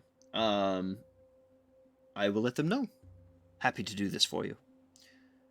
Thank you so much. I'm looking to acquire some kind of followers through this. Hopefully so at least. But and also add in there that if they wish to do a pilgrimage of sorts, to come to Halhazar and go to Artis and help the efforts there and begin, stabilizing that world. Understood. I can give them a vision of a new world. Something that I think Sure. many of them might want. And yeah, and have him show it in my whatchamacallit form, my avatar's form. Don't show him this one. Very good. I would just say, Lord Jimbo, that might be unwise to send folks to a world where we have not quite yet conquered. We have but footholds there. Keep this in mind. Well, yeah, I figured it would take people time to get there. I didn't think, like, they start showing up tomorrow. It's just a warning. I have seen something on the horizon. Will do tell. I believe you saw it What have you once. seen? The mountain. Oh. We are making efforts, essentially, with another team, to take it down. Good. It lumbers towards your hold as we speak. Thousands of miles away, but on its way nonetheless. Indeed. Well, I guess I'll get back to my group, let them know, and maybe we'll end up going sooner than we had planned. Stay safe, son of mine. Jimbo gives the air a hug. And you stay safe, my good friend. And heads back towards the elevator. You hear the heartbeat kind of normalize for a little while. Returns to normal. Flash of red as you leave. You enter the elevator and are pushed back up very quickly. Mm-hmm. All right. You ascend. Would Mohenheim have known you were going there? Would you have told him? No. Okay, so no. Okay. You'll find out what I did when you go to sleep tonight. Okay. Well, I'm guessing that happened after breakfast? Yeah. Cool. Well, let's say 20 minutes after Jimbo left, Mohenheim started heading towards basically where Jimbo is. Okay. It's Just payday. speak- Yes, of Yeah, course. speak to Eric anyways. Spirik Ode. You walk in. He's in a bathrobe. He's got his slippers like kicked up on his desk, and he is like sipping a alcoholic something or other. He has these real slick-looking little sunglasses on too. As you enter the room. Ooh, that's a styly man up in here. Hey, morning, Spirit. You're looking great. Thank you, my friend. I feel like I've been hit with a dwarven train. What can I help you with? Well, I'm actually hoping to get the team together here. Wanted to meet up with you. I don't know where everybody is. Well, it's Brand's birthday. If you want to give him his, a birthday wish or whatever, today's the day to do so. Would this have timed out to when Jimbo would come back up at all? I would. It takes a while to get down there. I would say probably closer to the end of your conversation. Okay. And I didn't think you would partake in these festivities as well. Certainly parts of it. It's his birthday. What day is it? Holy shit. No. Is it Leo Day already? Oh my lord. Alright. I suppose you want your money then. Let me, Oh god, I have to pay all of them, don't I? Shit. And he, like, looks around and he starts, like, looking over his desk. What have you done? What have you accomplished this week? What can I pay you for? Well, first and foremost, I retrieved the, we went ahead and retrieved the fang of, what's his name again? I am so sorry. Volcar? Yeah. Oh, thank you. Got the fang of Volcar from, a dungeon a couple days ago. It's actually here in my armor here if you, take a good look and just give a double slap on his chest. Oh, good heavens. Well, good work. How goes Artis? Slowly but surely. I have the foundation of a temple for Koya set, but it's not really a safe planet yet to start building. And we look forward to building more lodging and residential areas as soon as we clear out more places. Understood. So slowly but surely, things are going well. As far as what else we've done, and then he can't remember. You're starting New Podunkington.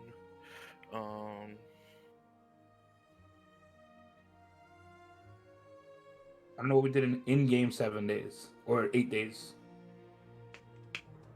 Yeah, I think the only major thing we did was retrieve the Fang. I fixed a spaceship. We saved Mom. Yeah, we did like personal That's not a stuff. major thing, yeah. Nothing on the warfront side, but I guess we set up a new town or an outpost. Oh yeah. That was in your other area, right? The spaceship area. Mm-hmm. Yeah. We expanded in the forest. Got another town being set up there.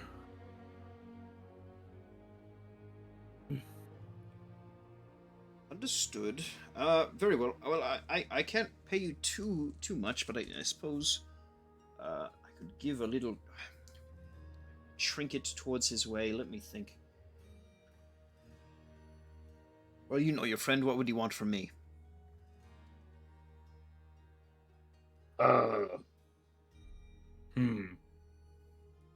Is there a list I can bring back to the fellas to ask them? Surely I think I could Yeah, if you want, you can just give him like a rare item. That's fine, of his choice. And then other than that, he's not going to pay you a whole lot. He's going to give you like 3 grand. Because nothing. Oh, the new town, so more like 8 grand. He'll kick that your way. grand Yep. total or Yep. each? Nope, total. Okay. Well, I appreciate this. While I have you here, I know it's a festival and all, but never mind. You go back to enjoying yourself. Oh, trust me, this morning I'm not enjoying myself. I do have, well, no, nothing. You should be fine. Just watch over my people for me, will you? Will do. Thank you. And he goes ahead and does a little bit of lay on hands to try to clear his hangover. Sure. He looks so, much more blue than normal.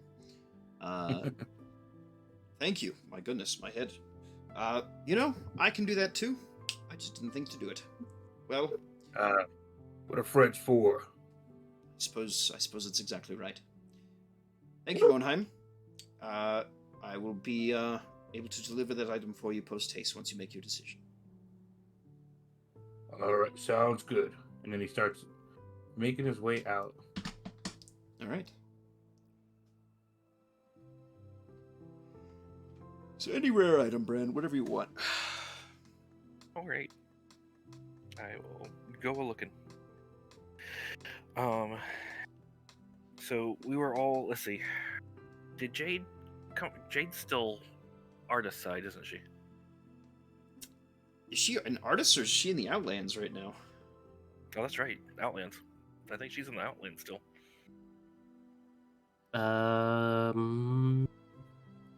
Last we left off. No. She came to the city with us.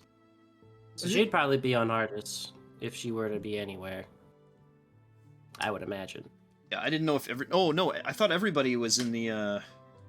No, the family is in a kind of bougie spot in Branamoro right now, right? Yeah, the hotel. Yep. Mhm. Yeah, so they're having like a continental breakfast right now. Oh yeah. Yeah. So yeah. But what Aoife's still on artist. He probably would have. So Bran would probably go to try to get her, and then Okay.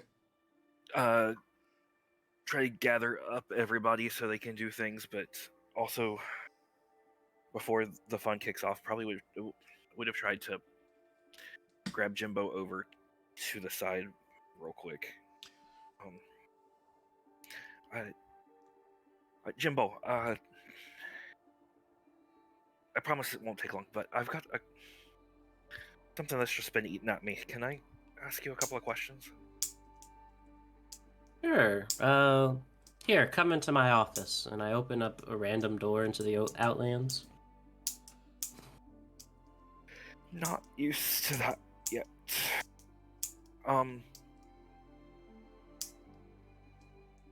Well, get it out. Do you remember when we were first heading to Artis? And we had that conversation out on the deck of Tim. You told me that you were going to have to do horrible things to, try to become a warden, and that, I told you that you didn't have to do it, but you said it was like it was the thing that could help the most, and all of that. Yeah. Yeah, I So where's the- remember. Are you asking me if eating the god's heart was worth it? Or are you what exactly are you asking? I'm not trying to go eat a god's heart. I wouldn't put that experience on anybody. Ooh. Talk about rebuilding from the ground up. Oh, um, but the folks that just keep showing up around me, that are tied, like it's part of the diadem.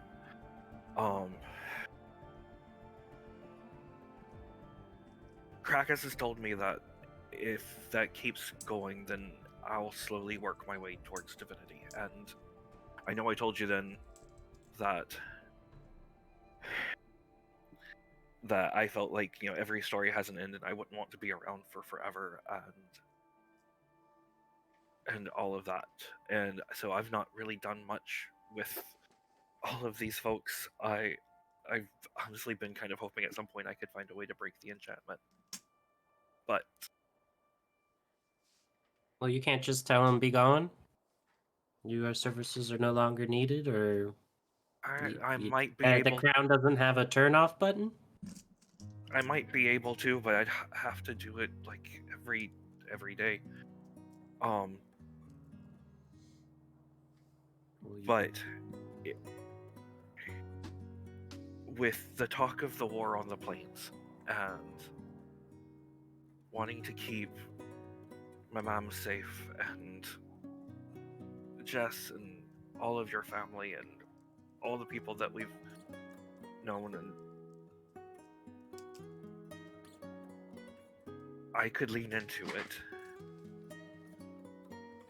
Is it worth it? Do we need the help? I see. Jimbo scratches his beard. Thinks for a second.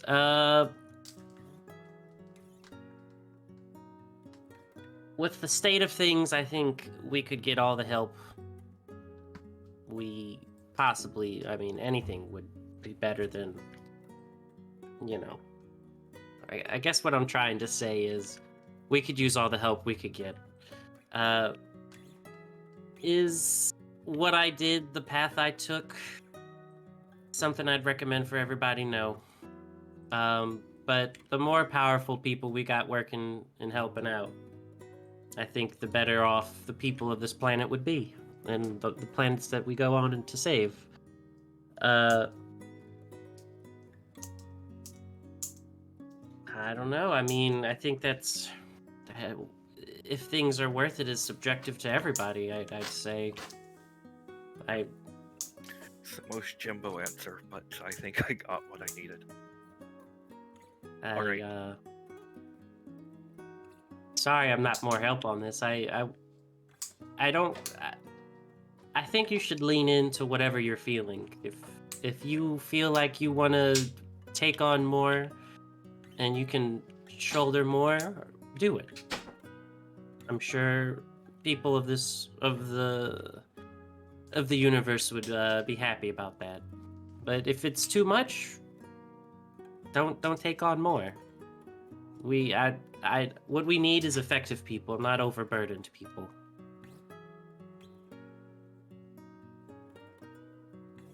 All right.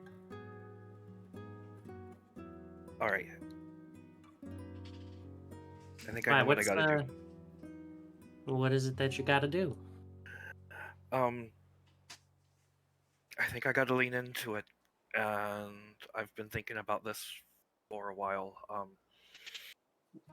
think there's a talk that you, me, Mo, the Maven, and probably Jess, all are gonna have to have, but let's go have some fun for right now. Okay. I'm glad I was able to help, if at all. Yeah, you got your way. You got your way about you. Yeah, you were a help. I promise. Oh, good. Now, I think you mentioned something about some gondolas. That seems like it would be fun. Yeah, although I can't remember. We've got to check there's posters around somewhere. We've got to check about the dino races. I can't remember. I got my money on that old stinky one. He's won once, if I remember correctly. Hey, that's more than some. So you go back and pick up everybody. Okay. You pick everybody up. Is there anything you guys wanted to do before the dinosaur races this morning?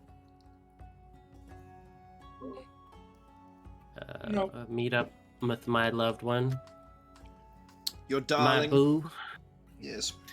So yeah, do you want to do gondola stuff before races or what? Whatever, however the timeline works out. Racing is at high noon, so it's up to you guys. If we can gondola before, we gondola before. If not, then dinosaur races. I don't think anybody wants to be in a gondola for more than 2 hours, so... Yeah, sounds about right. Okay. It's only so much yodeling I could take. Where do you... That's so true. Okay. So you get a gondola ride, you rent out a little boat. Yeah, Bran would have paid for like Jimbo and Jade to have one, and the parents and him and Jess, and it would either leave Jericho and Mo to share one, or for them to go carouse and do single guy stuff. Yep. Mo and I would not like gondola riding. His sheer size and boats don't mix well. Yeah. So he turns to, how do you pronounce his name?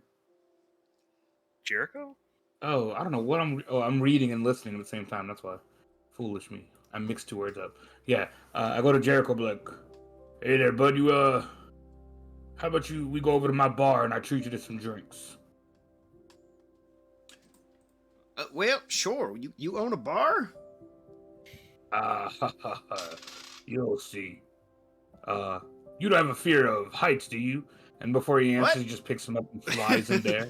Just, you hear him like scream as he flies away. Oh, that old Jericho, always up to no good. No, he ain't as dumb as he used to be. Yeah, so he just shows him the bar and shows him bronze, the bird and balls. Sure. You guys enjoy some early morning drinks at the lounge in the Bird and the Balls. Getting to see that for the first time. I think he's kind of a part of that, isn't he? The Bird and the Balls. He is. I mean, yeah, part of the network because he's the. The artist liaison. Yeah, Yeah, that's right.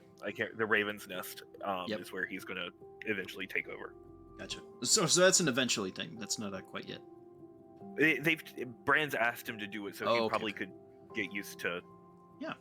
Get used to the network, the Show him the home brand. top. Yeah. So either The way, brand. it's a good thing. Mhm. Okay. Where do you reckon this gondola tour would begin, Bran? Which loop? Where do you think? I think it's start in the trying port, or Yeah, and that's what I was thinking. Is that it would do that, and then probably you have the option of the middle or outer rings. yeah, the loops. Yep. Yeah. I don't think a small ship would be allowed in Aelin Loop. Okay. Which one's that one? That's the in- innermost. interior? Yeah. Yeah. I think that one's more reserved for like businesses and stuff like that, and it's almost always used. So it's a very strange thing. You take your ships, and you are almost like you don't have to like while you're in your little boats, you don't have to row at all for the first while, as you're kind of skirted across this like kind of I don't know if you guys can see it, this kind of blue trench around the front. It's almost like you are pushed. And with your vision, you can see that there are actually like little like hands in the water, like moving you, as the like elementals that they keep ships, moving along with, are actually like forcing you up around in this concentric, concentric circle system, where you enter Crane Loop. As you kind of loop around, you see the inspection dock, some ships going in and out. This is kind of where that one great ship fell apart, and you can see parts of the wreckage still kind of underneath the water. You see some of the businesses and things like that at the underside, because once you get into the Cradian Loop, the underside of the canal actually opens up. It is almost like there is a second city underneath the top layer of concrete. It is completely hollow. That second layer, you see, big support stones and pillars, things like that, holding things up. Warehouses built into this place, but you see entire ships parked underneath here. As you approach, basically masts folded down and taken down so that larger ships can hide down there. You see smaller vessels too, like people making people from the Undercity making trips across to different places. It's kind of how they get around, is often by the little canals. You are escorted through torchlight through the actual underpart of some of this loop as you make your way. Nothing accosts you guys. You're all fine. You make your way through some of the temple areas where they, where you can see some of the more historic, areas that had to deal with this is where people used to sneak in from the Light Hand when their faction was not so well liked and they were accosted by prejudiced Ved and things like that. And then you get into the second loop, the Badrin loop, where it's much nicer, but there's more trash. You notice things have collected here. But again, as you get to these corners, you are kind of sucked around by these elementals that actually pivot and move entire ships in place as they come up to make this system work. Otherwise, these ships would have crashed, into the side of these walls and things like that. So there's a system to it all. There's an arcane system, and again, you're kind of just thrown around. Is there anything that you guys would have said or asked one another during this trip?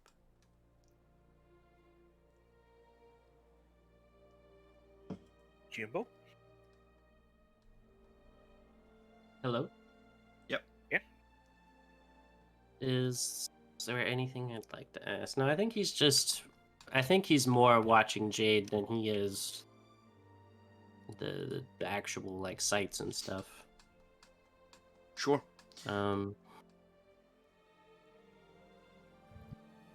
Yeah, he's just enjoying the ride.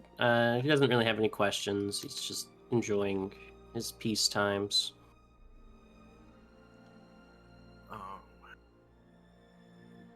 Bran would have. It's not something that we've talked about. So, is there a gondolier on the ship? If you wanted there to be one, otherwise there's not. Yeah, Bran would have kind of done it on his own and would have let everyone else he would have pulled up the rear. Yep. And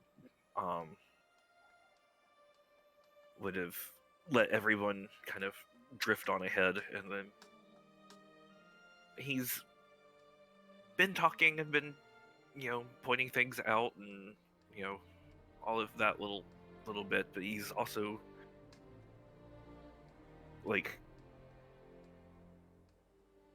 been able to kind of pass things off a little bit of he may have had just a little bit too much fun with the boys last night kind of deal. He's just been a little off, but then kind of finds in one of the slower spots, just kind of pulls over just as much as he can over to the side, and it's just Jess, can we talk? She looks over at you. What? Yeah, yes, of course. It's just I've really enjoyed the time that we've had together, and I know it's short, and I've loved walking around, your homeland and seeing all of that, and I have loved showing you, a place that feels like home to me. There's so much more I want to to show you and to explore and all of that. And gosh, you know, this world can be stunningly beautiful, but beauty doesn't mean safe, and hell, you embody that. And you know, your brother and Mo and I have all fought a whole bunch of things that go bump in the night, and there's folks who want to come after us because of what we do, and your brother's this huge target right now, and you know, I come from a world where it's really common to try to hurt the people that someone cares about in order to get to them, which is why I freaked out when Jimbo went missing. And I'm so sorry again for waking you up, but my mind's been just racing for the last few days. With my all the responsibilities I have on multiple planes of existence, and all these worlds, and there's wars, and there's so much going on, and frankly, I'm a little scared.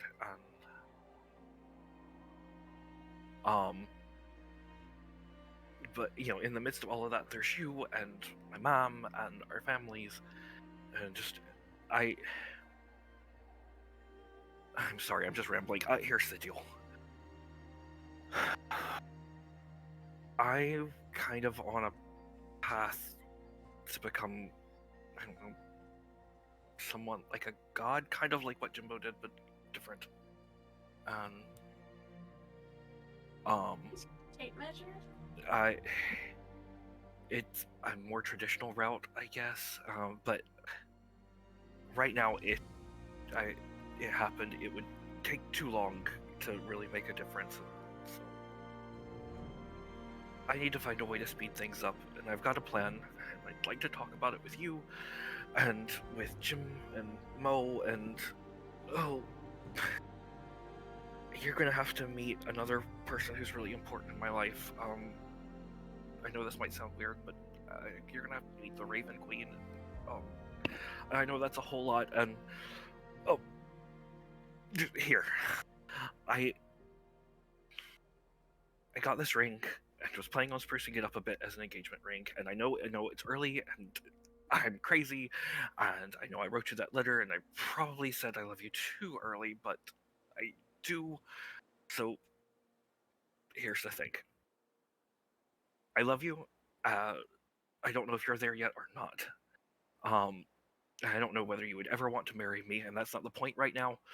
The ring's enchanted to help keep you safe, and I want to work on it to make you even safer. And so I want you to wear it, not because of any pressure, but to keep you safe and to remind you that I'm committed to looking out for you. And I'd be thrilled if you felt the same way. I'd want to share a journey with me of, you know, love and adventure, but there's no rush, and there's no strings attached. The ring's yours no matter what. But maybe sometime if you look at it and remember this god's awful, awkward speech that I just made, maybe you'll chuckle a bit. Maybe sometime if you think, oh, why the hell not? I could see myself loving that crazy half-brained half-elf. She grabs you by the face and pulls you in for a long kiss. She puts the ring on her finger, and then she looks at you. And the first things out of her mouth are, "What do we gotta do?" No shit. What's next?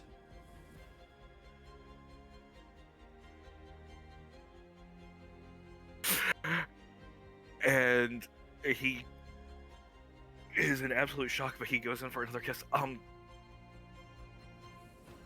Enjoy ourselves for just a while longer, but maybe today we can get the lads together. Between my ways and Jimbo's ways, we've got a way to hop to the Shadowfell, but you're certain? I ain't letting anything get to my brother. And I'm not gonna let anything get to you or your other brother. He just tears up and he's, I fucking love you.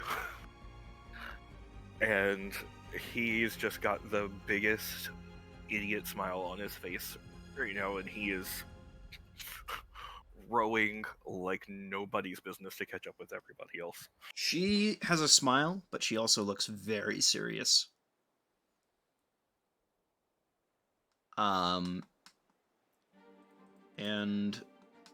she relaxes after a little while. You see it. But she was very stiffened up during that moment.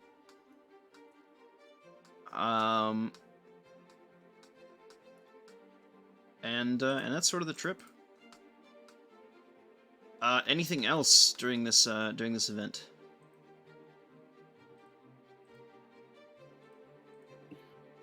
Let's go bid on some dinosaurs. Okay. I will say that the waters are dyed a little bit from the dust falling down upon you from up above. Different splotches of green, red, sort of a white gray, and a green. Did I say green already? I don't know. Blue. It would have been like a deep blue is the other one. Mm-hmm. For each of the Genasi colors that they're kind of throwing around. And as this sort of ends, you see that yeah, people are getting ready. I would say pretty soon here, taking bets, things like that. Now begins our Cost Cutters commercial. No, let me get this through so I can switch music. Oh, that's like really intense.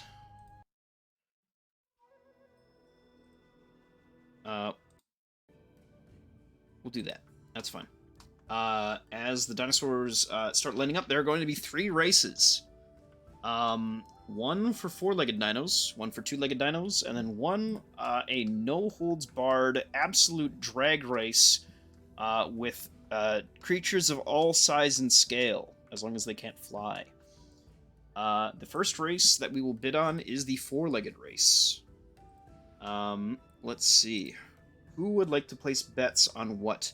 Unfortunately, this first race does not feature our sickly Gallimimus, but does feature a number of other dinosaurs, okay? So, what we've got in the race, okay, today, for this one, we've got Zulpa, which is a young Triceratops on a winning streak.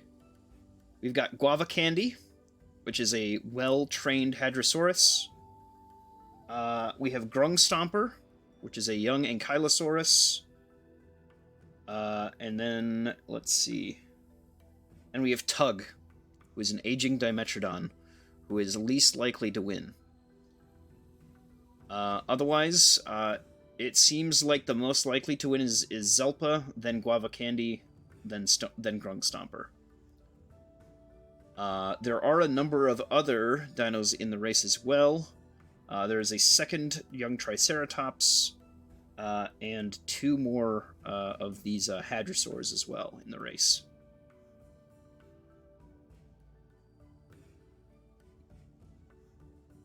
Brand's going to go for Guava Candy. What's the odds on it? So the odds on Guava Candy are 3-1. The odds for Zulpa are 5-1. The odds for the regular Hadrosaurs and Grung Stomper are 1-1. And then the one for Tug is 1-7. Hmm.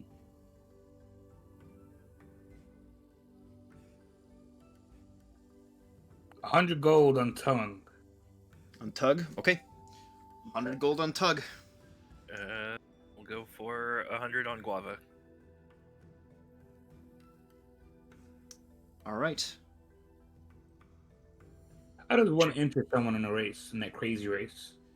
If you have a dinosaur that you'd like to enter, then that is fine, but it has to be a dinosaur, and it has to be approved by the kind of keeper of this race, who you have not met yet.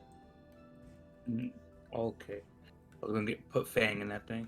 Yeah, he would win.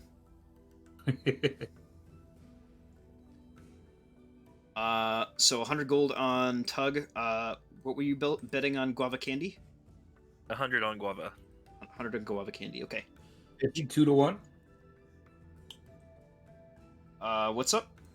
Was Guava's Guava's 3-1. I'll do 100 on him too.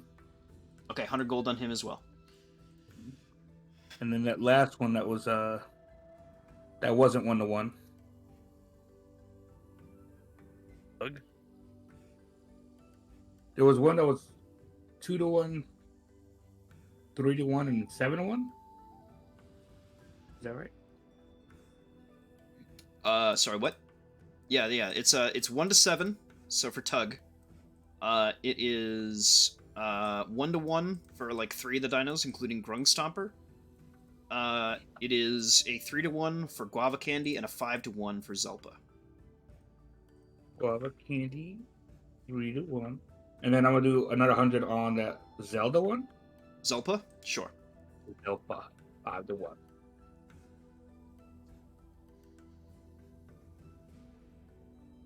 Cool. Betting Jimbo?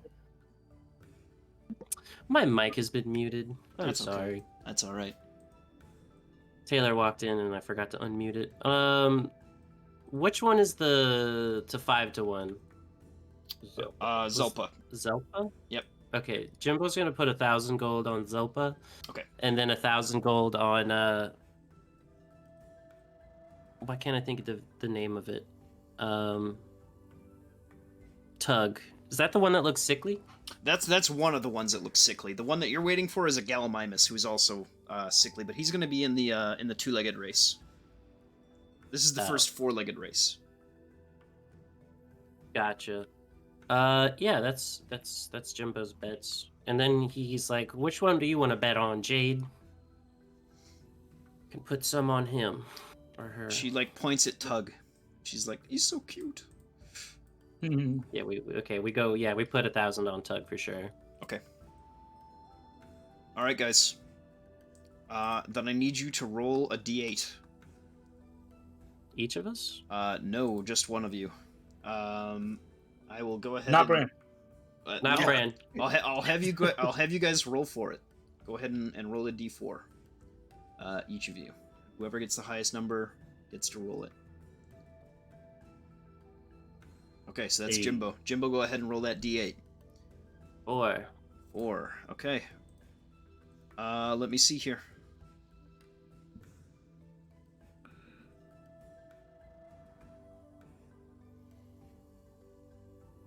Come on.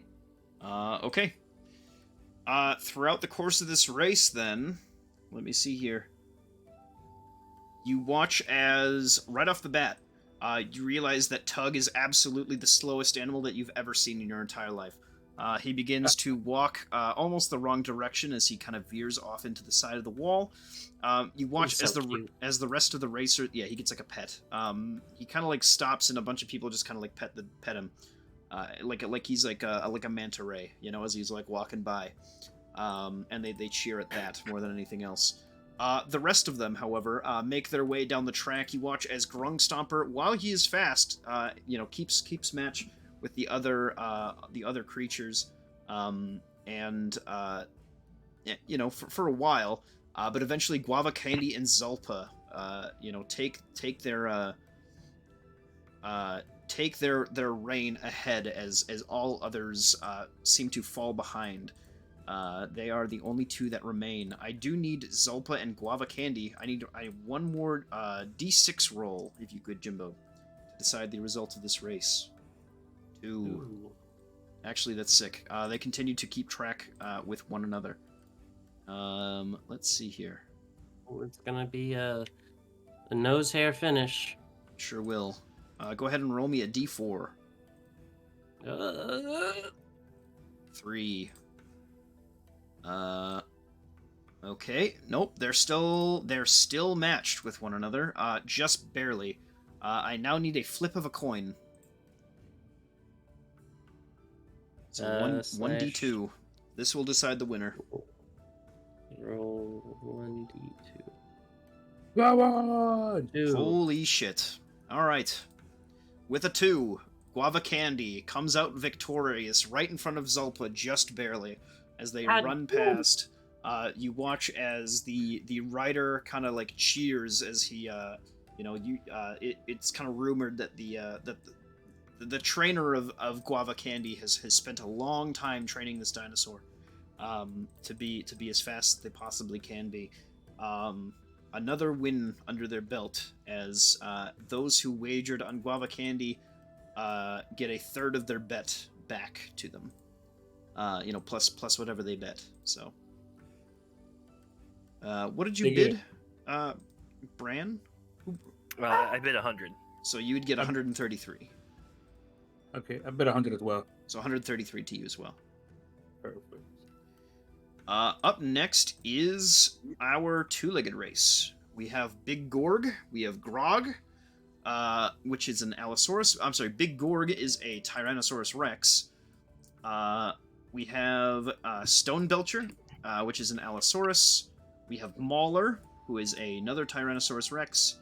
We have Krull, which is another Allosaurus.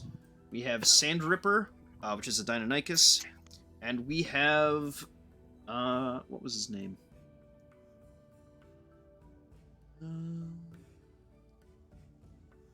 It's the Gallimimus. Where is he?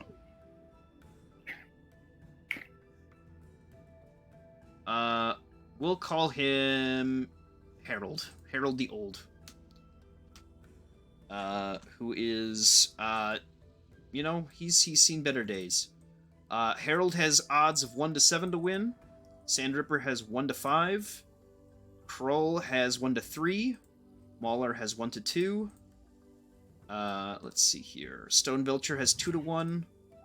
And Big Grog has 5 to 1. And Big Gorg has 7 to 1. Who's betting what?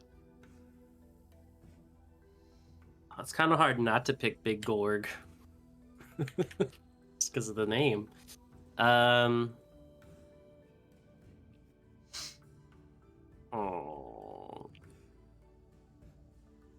Jimbo's gonna put 100 on Old Harold and 100 on Big Gorg. Okay, understood. 100 on Harold and 100 on Krull. Understood. How many are there? 7? I believe so. Let's see. How many T-Rexes are there? There are 3 T-Rexes? 2 T-Rexes. There's 2 T-Rexes. Okay. I don't know all the names. 100 on each T-Rex, because they look amazing. Okay, so 100 on Mauler, 100 on Big Gorg. Mauler, Big Gorg. And then 100 on, who was the 7 to 1 or whatever? Mauler is actually going to be for sale once the race is over. This is his last race. What? Okay. Okay. Okay. Okay. Calm down Mauler there, and buddy. Big Gorg. And then, wait, 7 to 1 pays 7 times what you No, put in, right? it pays 1/7. 1 to 7 means you get 7 times it. Oh, So, okay. if- And $100 if- on Harold as well. Okay, Harold the Old, if he wins, then you get 700 from him. All right. Go ahead and give me your D4s, folks. Alrighty. Oh, it's D4 off. And Bran, let's see. Sorry, the dog Tiebreaker. has gone crazy. No, you're fine. Okay, roll again. Crazy. 2. Two. No way. Two. No way. Okay, all right. No. All right, Okay, Mo, okay. go ahead and give us that D8 to start, please. Woof. 2. Okay, nice. So Harold falls over. No. Let's see. Can Jimbo Sandripper. interfere? How would you like to try to interfere? I don't know. He would go and pick up Big Harold and start Okay. running with him on his back. Okay. No, I'm just kidding. Yeah, that's fine. I don't know what he would actually do. You cry as he sits there, falling over. It's like little Sebastian. Little Sebastian. No. Krull and Mauler are also out. which leaves Okay. only, let's see, Big Gorg, Zulpa, Guava Candy, Stone Belcher. Well, not Guava Candy or Big Zulpa. Gorg. So Big Gorg, Stone Belcher, and Grog. That's right. So go ahead and give me another 8. D6 now, actually. Thank you. 3. Does that determine it right there? No, it doesn't. Okay, go ahead and give me a D4. 2. Okay. Give me one flip of the coin. Actually, wait. I think. No, yeah, no. 1 D4 again, please. Okay. 3. Okay, everybody's still in. Big Gore, Grog, and Stone. No, not Stone. Yeah, Stone Belcher are still like neck and neck for this race. Let's see here. Go ahead and we'll have to even it out. This is now. Yeah, one more D4. We're still stuck at D4s until one of them comes out. 1. Ooh. Okay. On a 1, Big Gorg falls out of the race. Oh no! No! Yep. God damn, I'm no good at this betting thing. Stone Belcher wins. Oh man! Did anybody bet on Stone Belcher? Nope. No. Nope. Okay. Then all- Big Gorb and Harold. Then up next is the no holds barred race, where all dinosaurs are available to bet on. We have Big Gorg. Jimbo's lost too much money. Yep, we have Big Gorg, Zulpa, Guava Candy, Stone Belcher, Grung Stomper, Mauler, Krull, Sandripper, and Tug are all going to be the ones that will race each other this time around. How many did you name just now? I believe 9. I'm gonna do 100 on each. Okay, all right, very cool. Brand's gonna do 100 on Stone Belcher, 100 on Guava. 100 on Stone Belcher, 100 on Guava. Okay. It would be Sounds good. guava juice, whatever his name is. Guava Can't believe he Candy. won. Cat candy. Yep. In Moenheim's mind, he'll always win. Go ahead and roll d4s. I don't have any money in this. You guys ever roll off? That's true. That's fine. Okay, Mo. Will Wheaton strikes again. That came through. Roll a d8, please, sir, so you can find out how you win. 3. Okay, with a 3, Tugs, Sandripper, Krull, and Mauler all fall out. Grung Stomper also falls out. We have left Stone Belcher, Guava Candy, Zulpa, and Big Gorg. Go ahead and now roll me, I believe, a d8 again. Yep. Ooh. 2. Okay, so I think everybody's still in it, so roll me a d6. 1. These guys are gassed out. 1. Yep. Stone Belcher wins again. Hey. I don't know what his thing was. was his payout? 2 to 1, so you get 50 gold back Hey. on 100 gold. 100. That $900 bet gave me 150. That's badass. He's a winner. Yeah, at least you're not down 220 or 2,200 grand. That's true. You get for going betting Yeah, I'm down thousands. 20. Hey, look. Go big or go home, right? That's what I'm Hey. saying. How do I talk to somebody about Mauler? Would you like to buy Mauler from his owner? Yes. I Okay. would like to discuss it with him. You see, riding on top of Mauler, this very like roided out kobold, with this deep golden kind of coloration to them.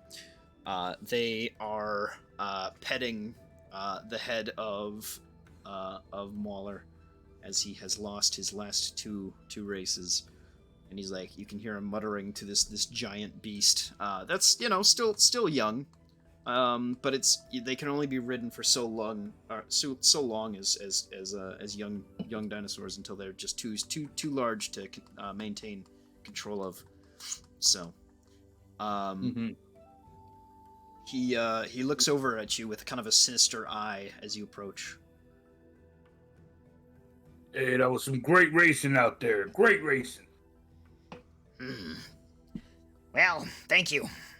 It didn't go so good for us. But that's okay. We'll have to, It's a very sad thing. I'll have to return him to the jungle as soon as we're done here. I might be able to help with that. What would it take ways for you to part ways with him to me? Let me see here. There's a price. I know there is. The dinosaur price. I'm loving this. Uh, The dinosaur price. the dinosaur price. I'm gonna leave this thing on a leash through town now. Who says I'm not cooking it for Jimbo's wedding? What do you mean? What the hell? A meal worthy of a god. Not that. Right. No. Tyrannosaurus. That ain't no pickle. Hold on. There's a price for this. There's a price for all dinosaurs. If you wanted to buy dinosaurs, now's the time. So good. Now is the time. Now is the Where? time. There's never been a market for dinosaurs like today, folks. I love this celebration. He looks you up and down. He kind of Sees a sniffs a mark. little bit. 5 grand. 5,000 gold. That's a deal, partner. He And takes out his little and he hand. starts asking him about how to, care for him, what he eats, and all that. He eats fucking lots of meat every day. Hold on. It's like a lot of meat, actually. Hold on.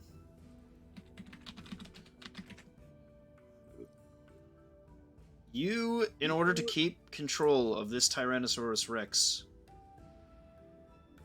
will need to feed him at least 50 pounds of meat a day. How much Well, is he's that? just entered into the most meaningful relationship in his life. What's the gold cost of 50 gold? 50 Not much. thousand? Really not much. Meat. It's Chunk not of meat. to us, but That's, what's 3 times 50? 150? So it's... Uh-huh. Jesus, that's really not that much.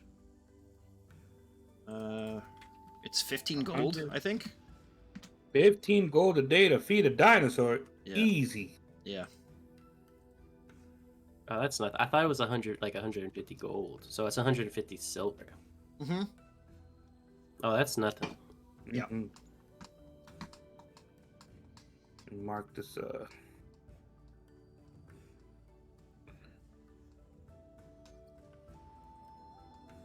4,000 gold. And then he's trained. Is he trained to where he'll know that he's mine now? You will... Yeah, he will spend some time with you, kind of telling him that, he's pretty well trained. He's been racing under more people than just him. He kind of whispers over to you. I didn't want to tell you this, but I'm not his original master either. He ate his last one. You're strong, though. You should be fine. Let's see here. He teaches you how to kind of mount this creature. It has a saddle on it. This is a riding T-Rex. So it is better at doing that than actually fighting. If you ever want him to fight for you, you need to command him with your bonus action. Perfect. What's T-Rex stats? Oh, bestiary. Tyrannosaurus Rex. Yes, sir. What color is he? Is he just your typical red one? Hippo. Roll for it. You got it. Give me what? give me D10. Perfect. A 2. I'm rolling low. He is... Beige. Roll another D10. And that one. That's cool, though. That's Very fine. No. wakeful. It's just for what color it is. He is He's black. crystal- He's black Okay. with little blue stripes. I Like little love it. Blue splashes. He's straight out of Turok. Shit, you're right. Perfect. I'm so happy I made myself a built-in color picker in my boon thing. This is awesome. What a great festival. I just ride him around with everyone. Yeah, they cheer. And then the They laugh. crowds roll in. Hey guys, look what I bought. Holy shit! It's the kid from earlier.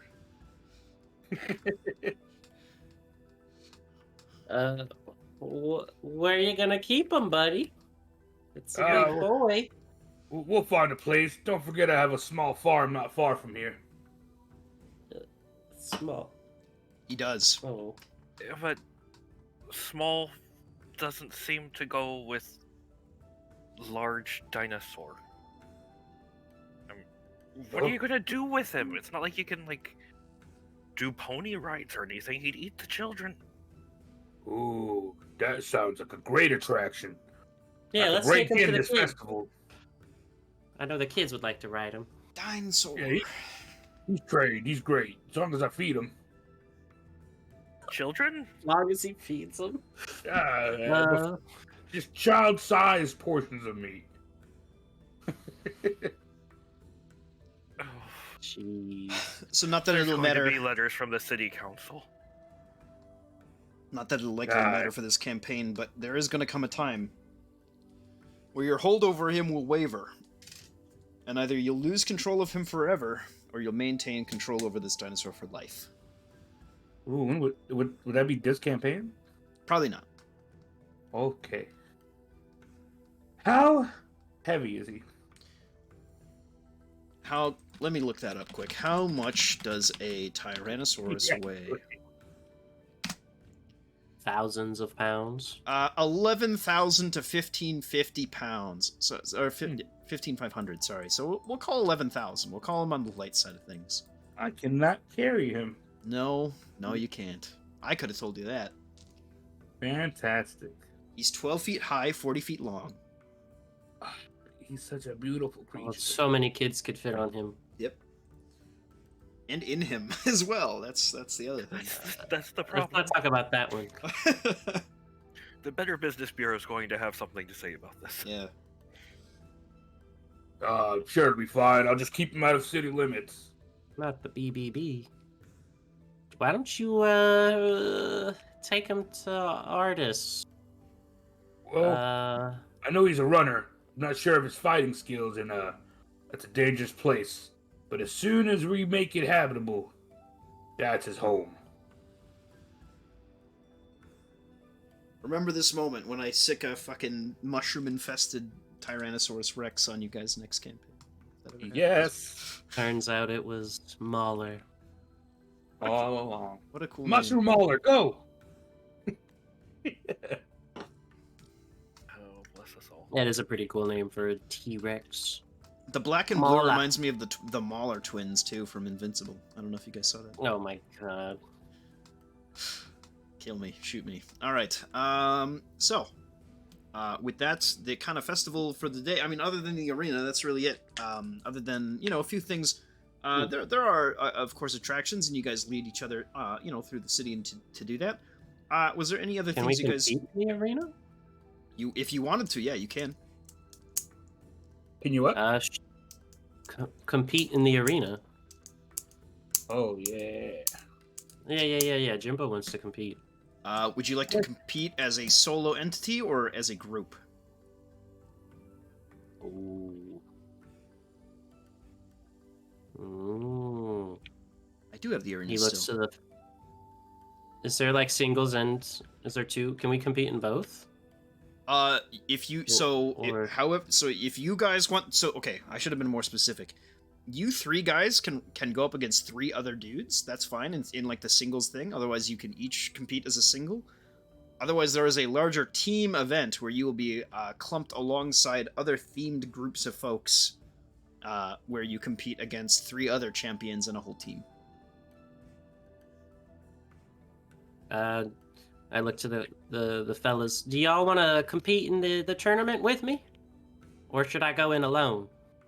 Oh, I'm here for a good fight. I just, let me grab a chariot real fast and some food for old Mauler here. A chariot. Chariot? I said what I said. I know.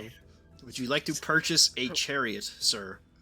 Is there something more, would there be something else that's more, logical for a T-Rex? They have the saddle. If you want to try to figure out how to put a chariot on a T-Rex, I'll allow you to do so, but it will be ridiculous. I'll leave the saddle on old buddy. Okay. The do you- Dark Elves have chariot raptors. That's true. What's the other They thing? do. They do have that. They're pretty cool. I'll find a safe place near the arena to house a T-Rex or to tie him up. And I don't know what to do. How do I leave him alone? I would say your farm would actually be close to the arena. The arena is out of town, and for the longest time it was closed down. So it is now kind of a vine-covered ruin that they have opened for this day in particular. Perfect. So, yeah, I'll get him some food and head over there. Okay. So he's at your farm now. Yep, I'll mark that 15 gold real fast. No problem. Hey. All right, folks. Next up, though, who's competing and how are you doing it? Jimbo, I know we make a good team. How do you feel about that? Yeah, I'd like to do the team stuff, but if y'all don't want to compete, then I'll go in solo.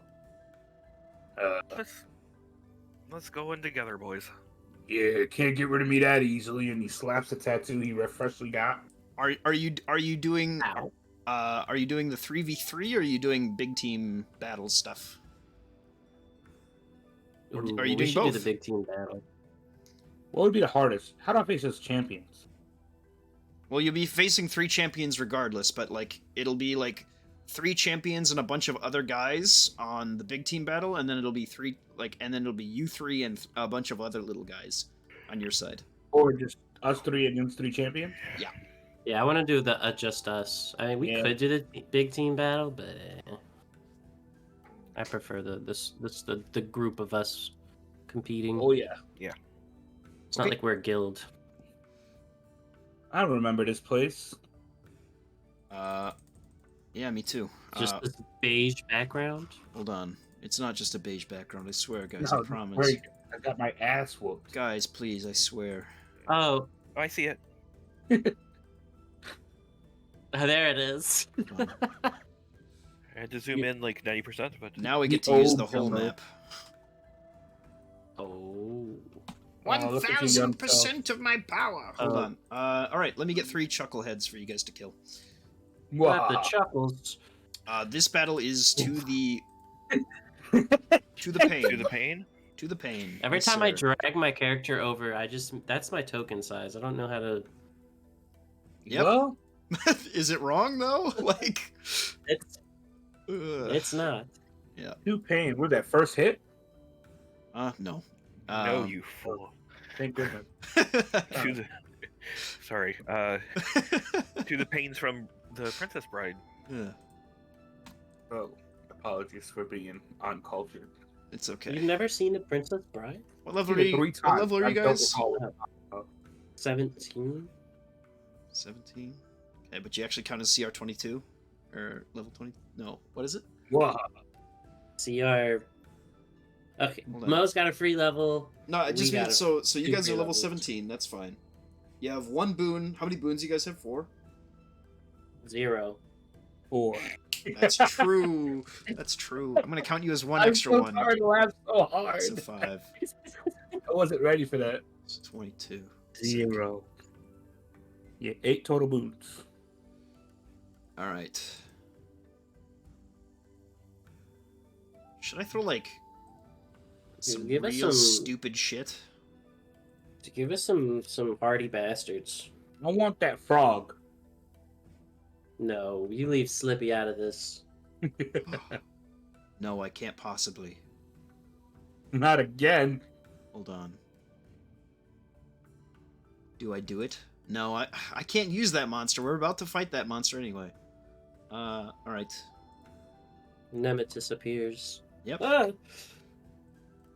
Jeez.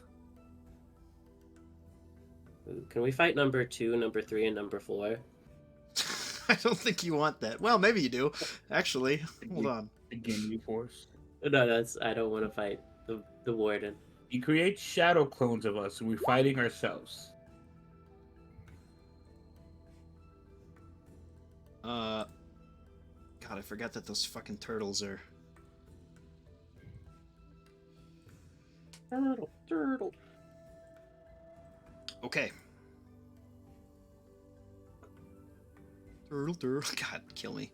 All right. I'm glad someone else knows that reference. Yep. Such a dumb movie. Yes. It's like I think what every single person who has ever watched that movie has said about that movie. But it's so good. It's so bad. It's so good. It's like Sharknado. It's like you gotta watch it at least once. I've never seen Sharknado. It's terrible, in a good way. Is it like There's more than just one. Oh, What it looks in great. the? so like Hansel and Gretel get high or whatever that one is? I'm gonna need Solarian back onto his original I've never size. heard of that. There's also that one where Abe Lincoln hunts zombies or something. Abraham Lincoln Vampire Hunter, yes. Yes, Yes, sir. that's historically accurate. That's the history they covered up. Mm-hmm. What is this nonsense? Who is this man? Pantheon. That is the Colossus of Halhazar. The one that stands at the crossroads?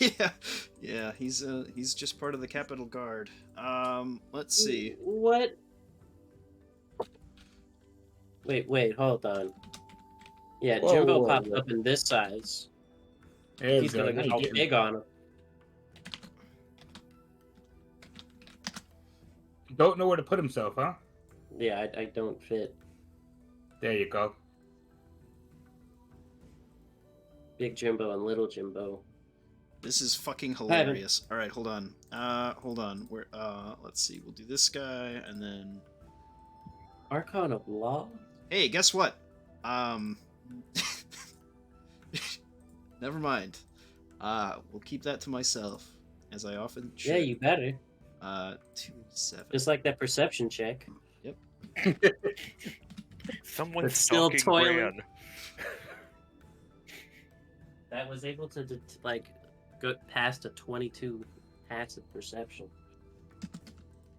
It was a Scary. sneaky feat.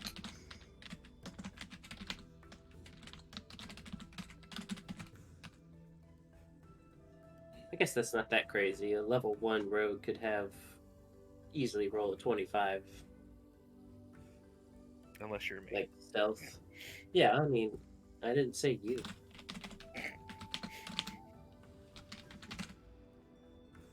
I don't understand why I'm so cursed. You know, Probably me the neither. silver-tongued dragon put a curse on you. All right, guys, let's get you in there. Add turn, yay! Turn order, roll for initiative, haha. Oh, it already. Oh, that's cool. Put everybody in here. Well, I just did that. You arrive as you sort of as you meet with this very kind of Damn, go squad. holy shit, guys. You meet with this goblin who basically lets you in here. He's a very very astute-looking individual who you realize works for Bran. Gibbles? Yeah, yep, it is Griblo. He welcomes you to the arena and allows you to enter, and kind of offers you up, different spots. He, some warriors take measure of you and let you in. They say they're very excited for what they get to throw at you today. They have 3 champions of this city that wish to face you directly, knowing exactly who you are. They wish nothing more than to prove themselves against fate given, nonetheless. Though they will not, say that it is so. They just know who you are. Their leader is one of the main archons sent from beyond the plains, who now leads the Capitol Guard. A dragon that was once directly under Asgarath's leadership, and the Colossus of Hazar, a massive sentinel who was built to basically protect the city if all has failed, who has now been retired for better constructs for defense. Let's see. We'll roll initiative for them. Like my mithril golem that I just stole. Exactly like that. Why put all your eggs in one basket when you can instead make several mithril golems and just call it Jimbo would go to shake each of their hands before the fight and wish them the best. Okay. I have to remember. Okay, so 2 of these guys have legendary actions. That's fun. I just So have does to one of keep. ours. That's true. You are marched out into a cheering crowd where you see everybody just going absolutely apeshit. Several leaders of the Capitol Guard and both the the different factions that are at play here across the city, but also different counselors who have different interests. You would see Mr. Brighto amongst the crowd, of course, and a few others of note. But go ahead, guys. You've rolled for initiative as the Colossus raises his spear above his head as Aureli takes out this longsword that's just sheathed in like this white-blue lightning, and arcs it over to you. And as this dragon begins to flap up, go ahead. You've rolled initiative, Bran. Go ahead and I'll change the music while you do your first turn. Bran is going to start off by clapping his hands together and taking on his form of dread. Because it feels appropriate to do right now. Okay. So let's see. I need to get This goes hard. It does. I was getting hyped. Are you not entertained? Yeah. So that's 22 temp hit points. So yeah, he stands there, ink dripped claws and all of that, and let's see.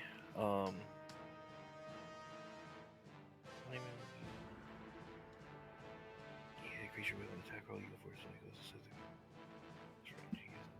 Okay. And then he is going to go with opening volley of Circle of Death. Oh. So Okay.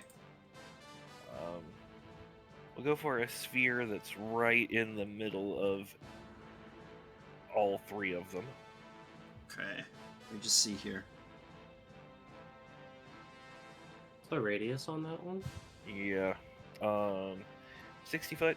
Yeah, it goes off. Okay, sorry, so... I was just counting. So it hits all of them? It hit everybody. Um, Get some participants too. It's Yep. the blood. It sure did. The blood arena. Alright, everybody gets to roll with advantage against your spell, I'm pretty sure. Let's see here. Nope, not Galeth. Or, what's his name? Garleth. He will not. So the other 2 will. So let me roll... Okay. What kind of saving throw is Con that? save. Okay, Con understood. save. What's your DC? Super high, I'm pretty sure, right? 24. Yep. Let's see here. Okay, 32 for Aureli, and then let's see here. Only a 21 for the other 2, so they'll both fail. Okay, and that is 8d6.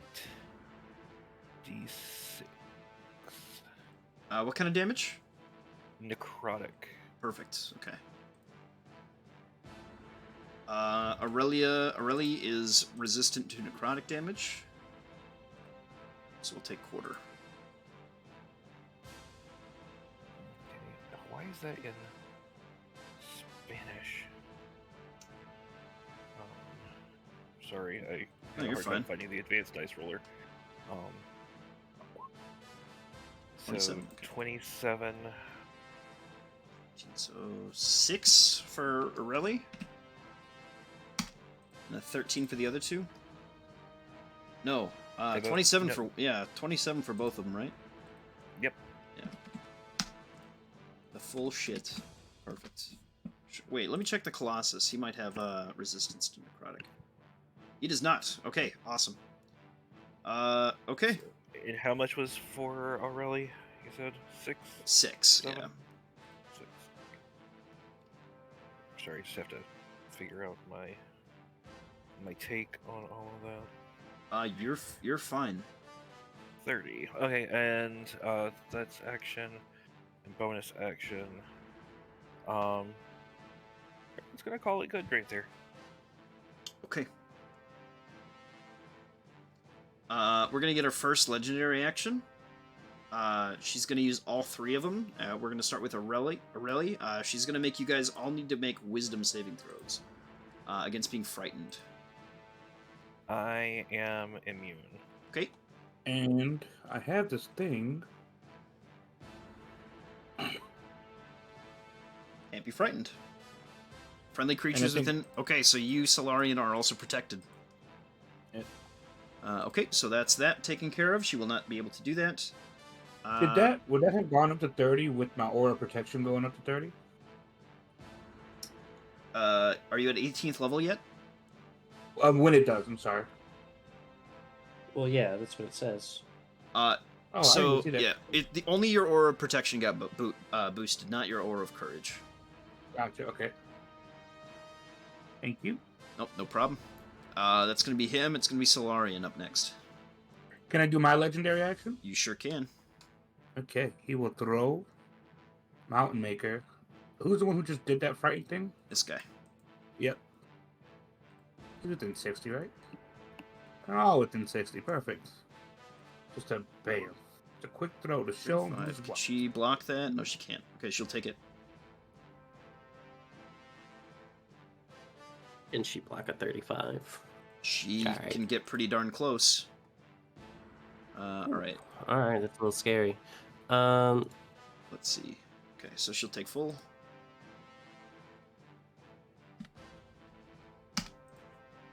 Jimbo will start out by So the radiant damage is gone, right? Or no? Is that still around? No, but I took off the force damage already.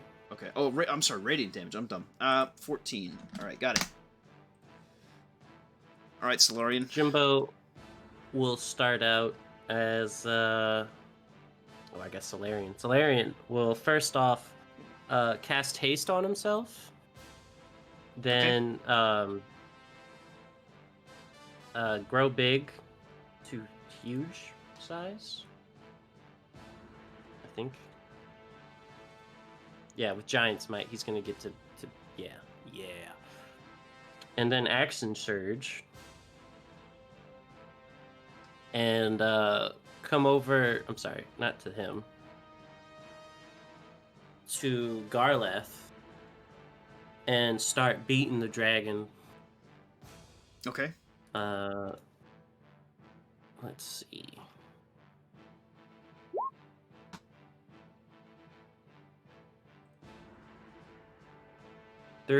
Oh wait, why do I have disadvantage? Dear God, what is that thunder damage? Holy shit!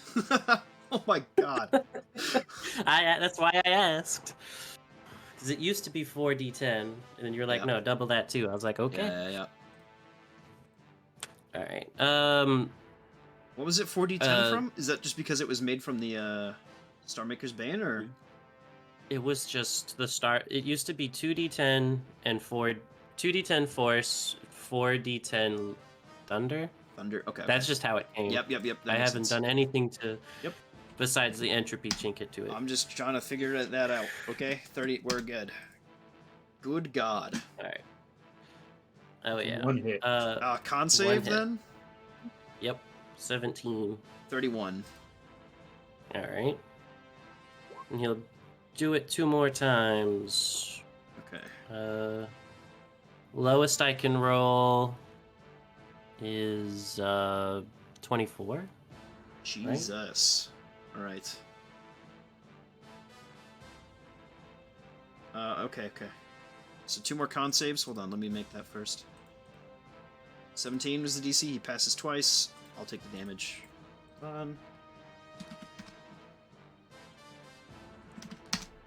That is brutal, but you know what? You are a deity.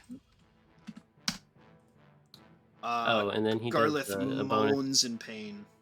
Go ahead. Oh, and that's just the giant mite's damage. Understood. Is he flying? Not yet. Jimbo's gonna knock him with Crusher 5 feet. No, it's not bludgeoning, it's force damage. Never mind. I can't use Crusher anymore. Damn. Need to change that. Yeah, that's wait, that's my action. Oh, I can do one more attack with my hasted action. Okay. So 24 to hit. 24. Did you get rid of all your resonances? You did, right? Mm-hmm. 21 misses. 24 is the Oh, lowest 24. I can You're roll. right. Sorry. Thank you for that. 37. 51. He's still up, but barely. He looks like shit. Ooh, Jimbo's smiling. You're a tough lizard, ain't you? That is it for Jimbo. He howls and hisses at you as he will respond. Let's see. He's gonna fly through everybody as his thing. Does he provoke? I'm Nope. guessing not. Nope. Everybody needs to make me a dexterity saving throw.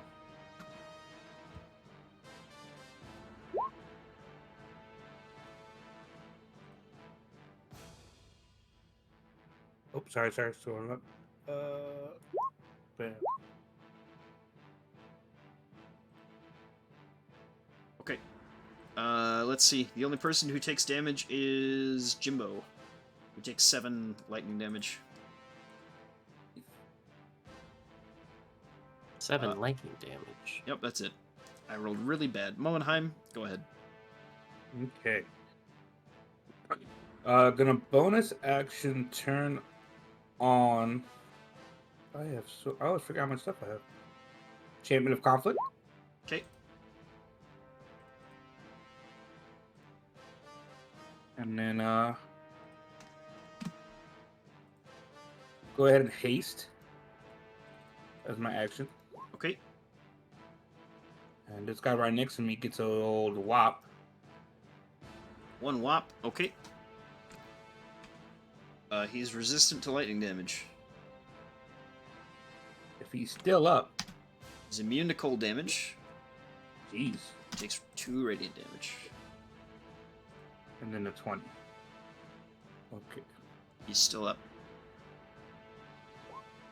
How about now, buddy? Well, wait, hold on. So you've hastened, right? Yes. So you can only make 1 attack. Oh, I'm so sorry. You're right. It's okay. That crit definitely would have knocked him down, though. But What if I action surged? if you action surge, then that's a different story. Then yeah, you can do that. Yeah, do that. I was trying to follow Jimbo's lead and already forgot his movements. It's all good. So you'll take, let's see, 21. Sorry. Is he thunder resistant? He is not resistant to thunder damage. Perfect. So if crit hit, that's the lines you're following. Just a Okay, sorry. He has 7 hit points still. even with Oh, the he crit hit. Sorry, you're right. So 16. So he's down. Thank you. cool. Spare slay on this guy. Wait, is he? It's just up to you. Would you like to kill this guy, or do you want this is to? an arena. Yeah. Oh, spare him. Okay. He falls down unconscious. And then that was 1. So I have 3 more attacks. Cool. I will throw Mountain Maker right at the that big guy right there, the Colossus of blah blah blah. Okay. Those are all 3 throws he has left. All hit. I think he's immune to lightning, I'm pretty sure. He's not, but he should be. That's fine. 6. How about radiant damage? Nope. What about the other one? Gold? No, he takes it all. Alright.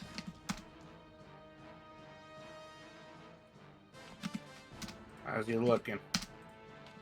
Not too great, but between that spell and the hits just then, not looking too good. You see him begin to crack apart a little bit. Mo, what next? Anything else? That's it. Can I take a legendary action after my turn? Yes, but it has to be after somebody else's turn. Okay, yeah. You know what I I'll mean? wait then. That's Yeah, it for Monheim. Okay. Up next is going to be Elegy. She is going to go ahead and let's see.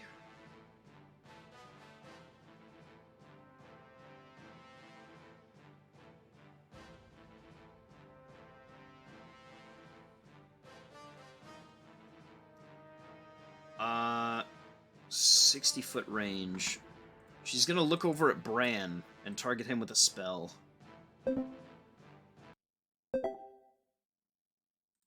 That's a 34 to hit, Bran. Yeah. Okay. She has a what is it? Minus a D4 for attack, Okay. and then Brian gets a bonus D4 for his attack and saving. Let me roll. So -2. So 32 to hit. Yep, still hits me. Okay. So 60 radiant damage. Hold on. Let's see. Hold on. Trying to remember.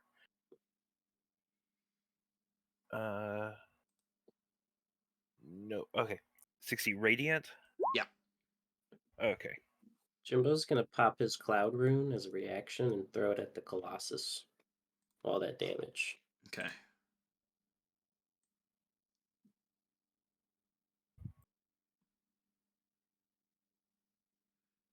Okay.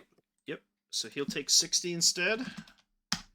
And Garlith will still regain 28 hit points. He will regain hit points? Yep.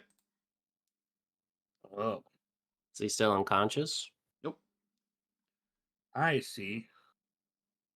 So did I get hit? Nope. What happened here? Nothing. Jimbo I just saved you. Yep, saved you. Oh, okay. You saw a rune appear in front of your face, and then a rune appear in front of the Colossus's face. And then he got And the punched in the damage was face. transferred. Yeah. Yeah. Okay. Can I Alright. do a legendary action right now? You can now, yeah. Perfect. That I see Garland getting up. I go, hey, bam. Okay. He goes back down. This time, slay him. Okay, he's dead. Yes.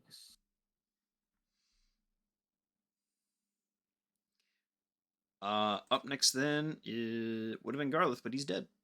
So instead, Aurelia is going to take her legendary action and hit Jimbo. At least try to. Oh. 30 AC right now. Yeah. With haste. She will miss.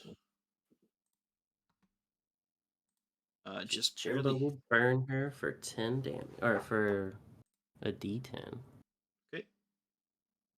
Uh, After the Colossus of Hazar's turn, that'll be when we end session. oh. It's D10. 10-13. 8. I think she's immune to fire damage. But he's about to die. No. We're gonna kill him all. That's 8.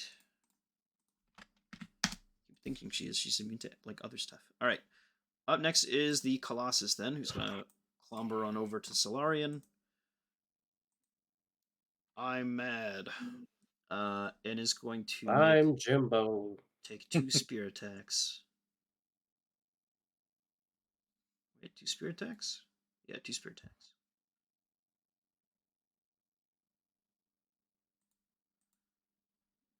Jesus Christ. Yeah, so I rolled a 6 and a 1, so those will miss. Is plus like 19 to hit, doesn't matter. Very cool. All right, guys, that'll be where we end session, and we will pick this up next time. Yes, all right. Sounds good. All right, What did you just say? I was holding back all the adrenaline, saying, "All right, that sounds good."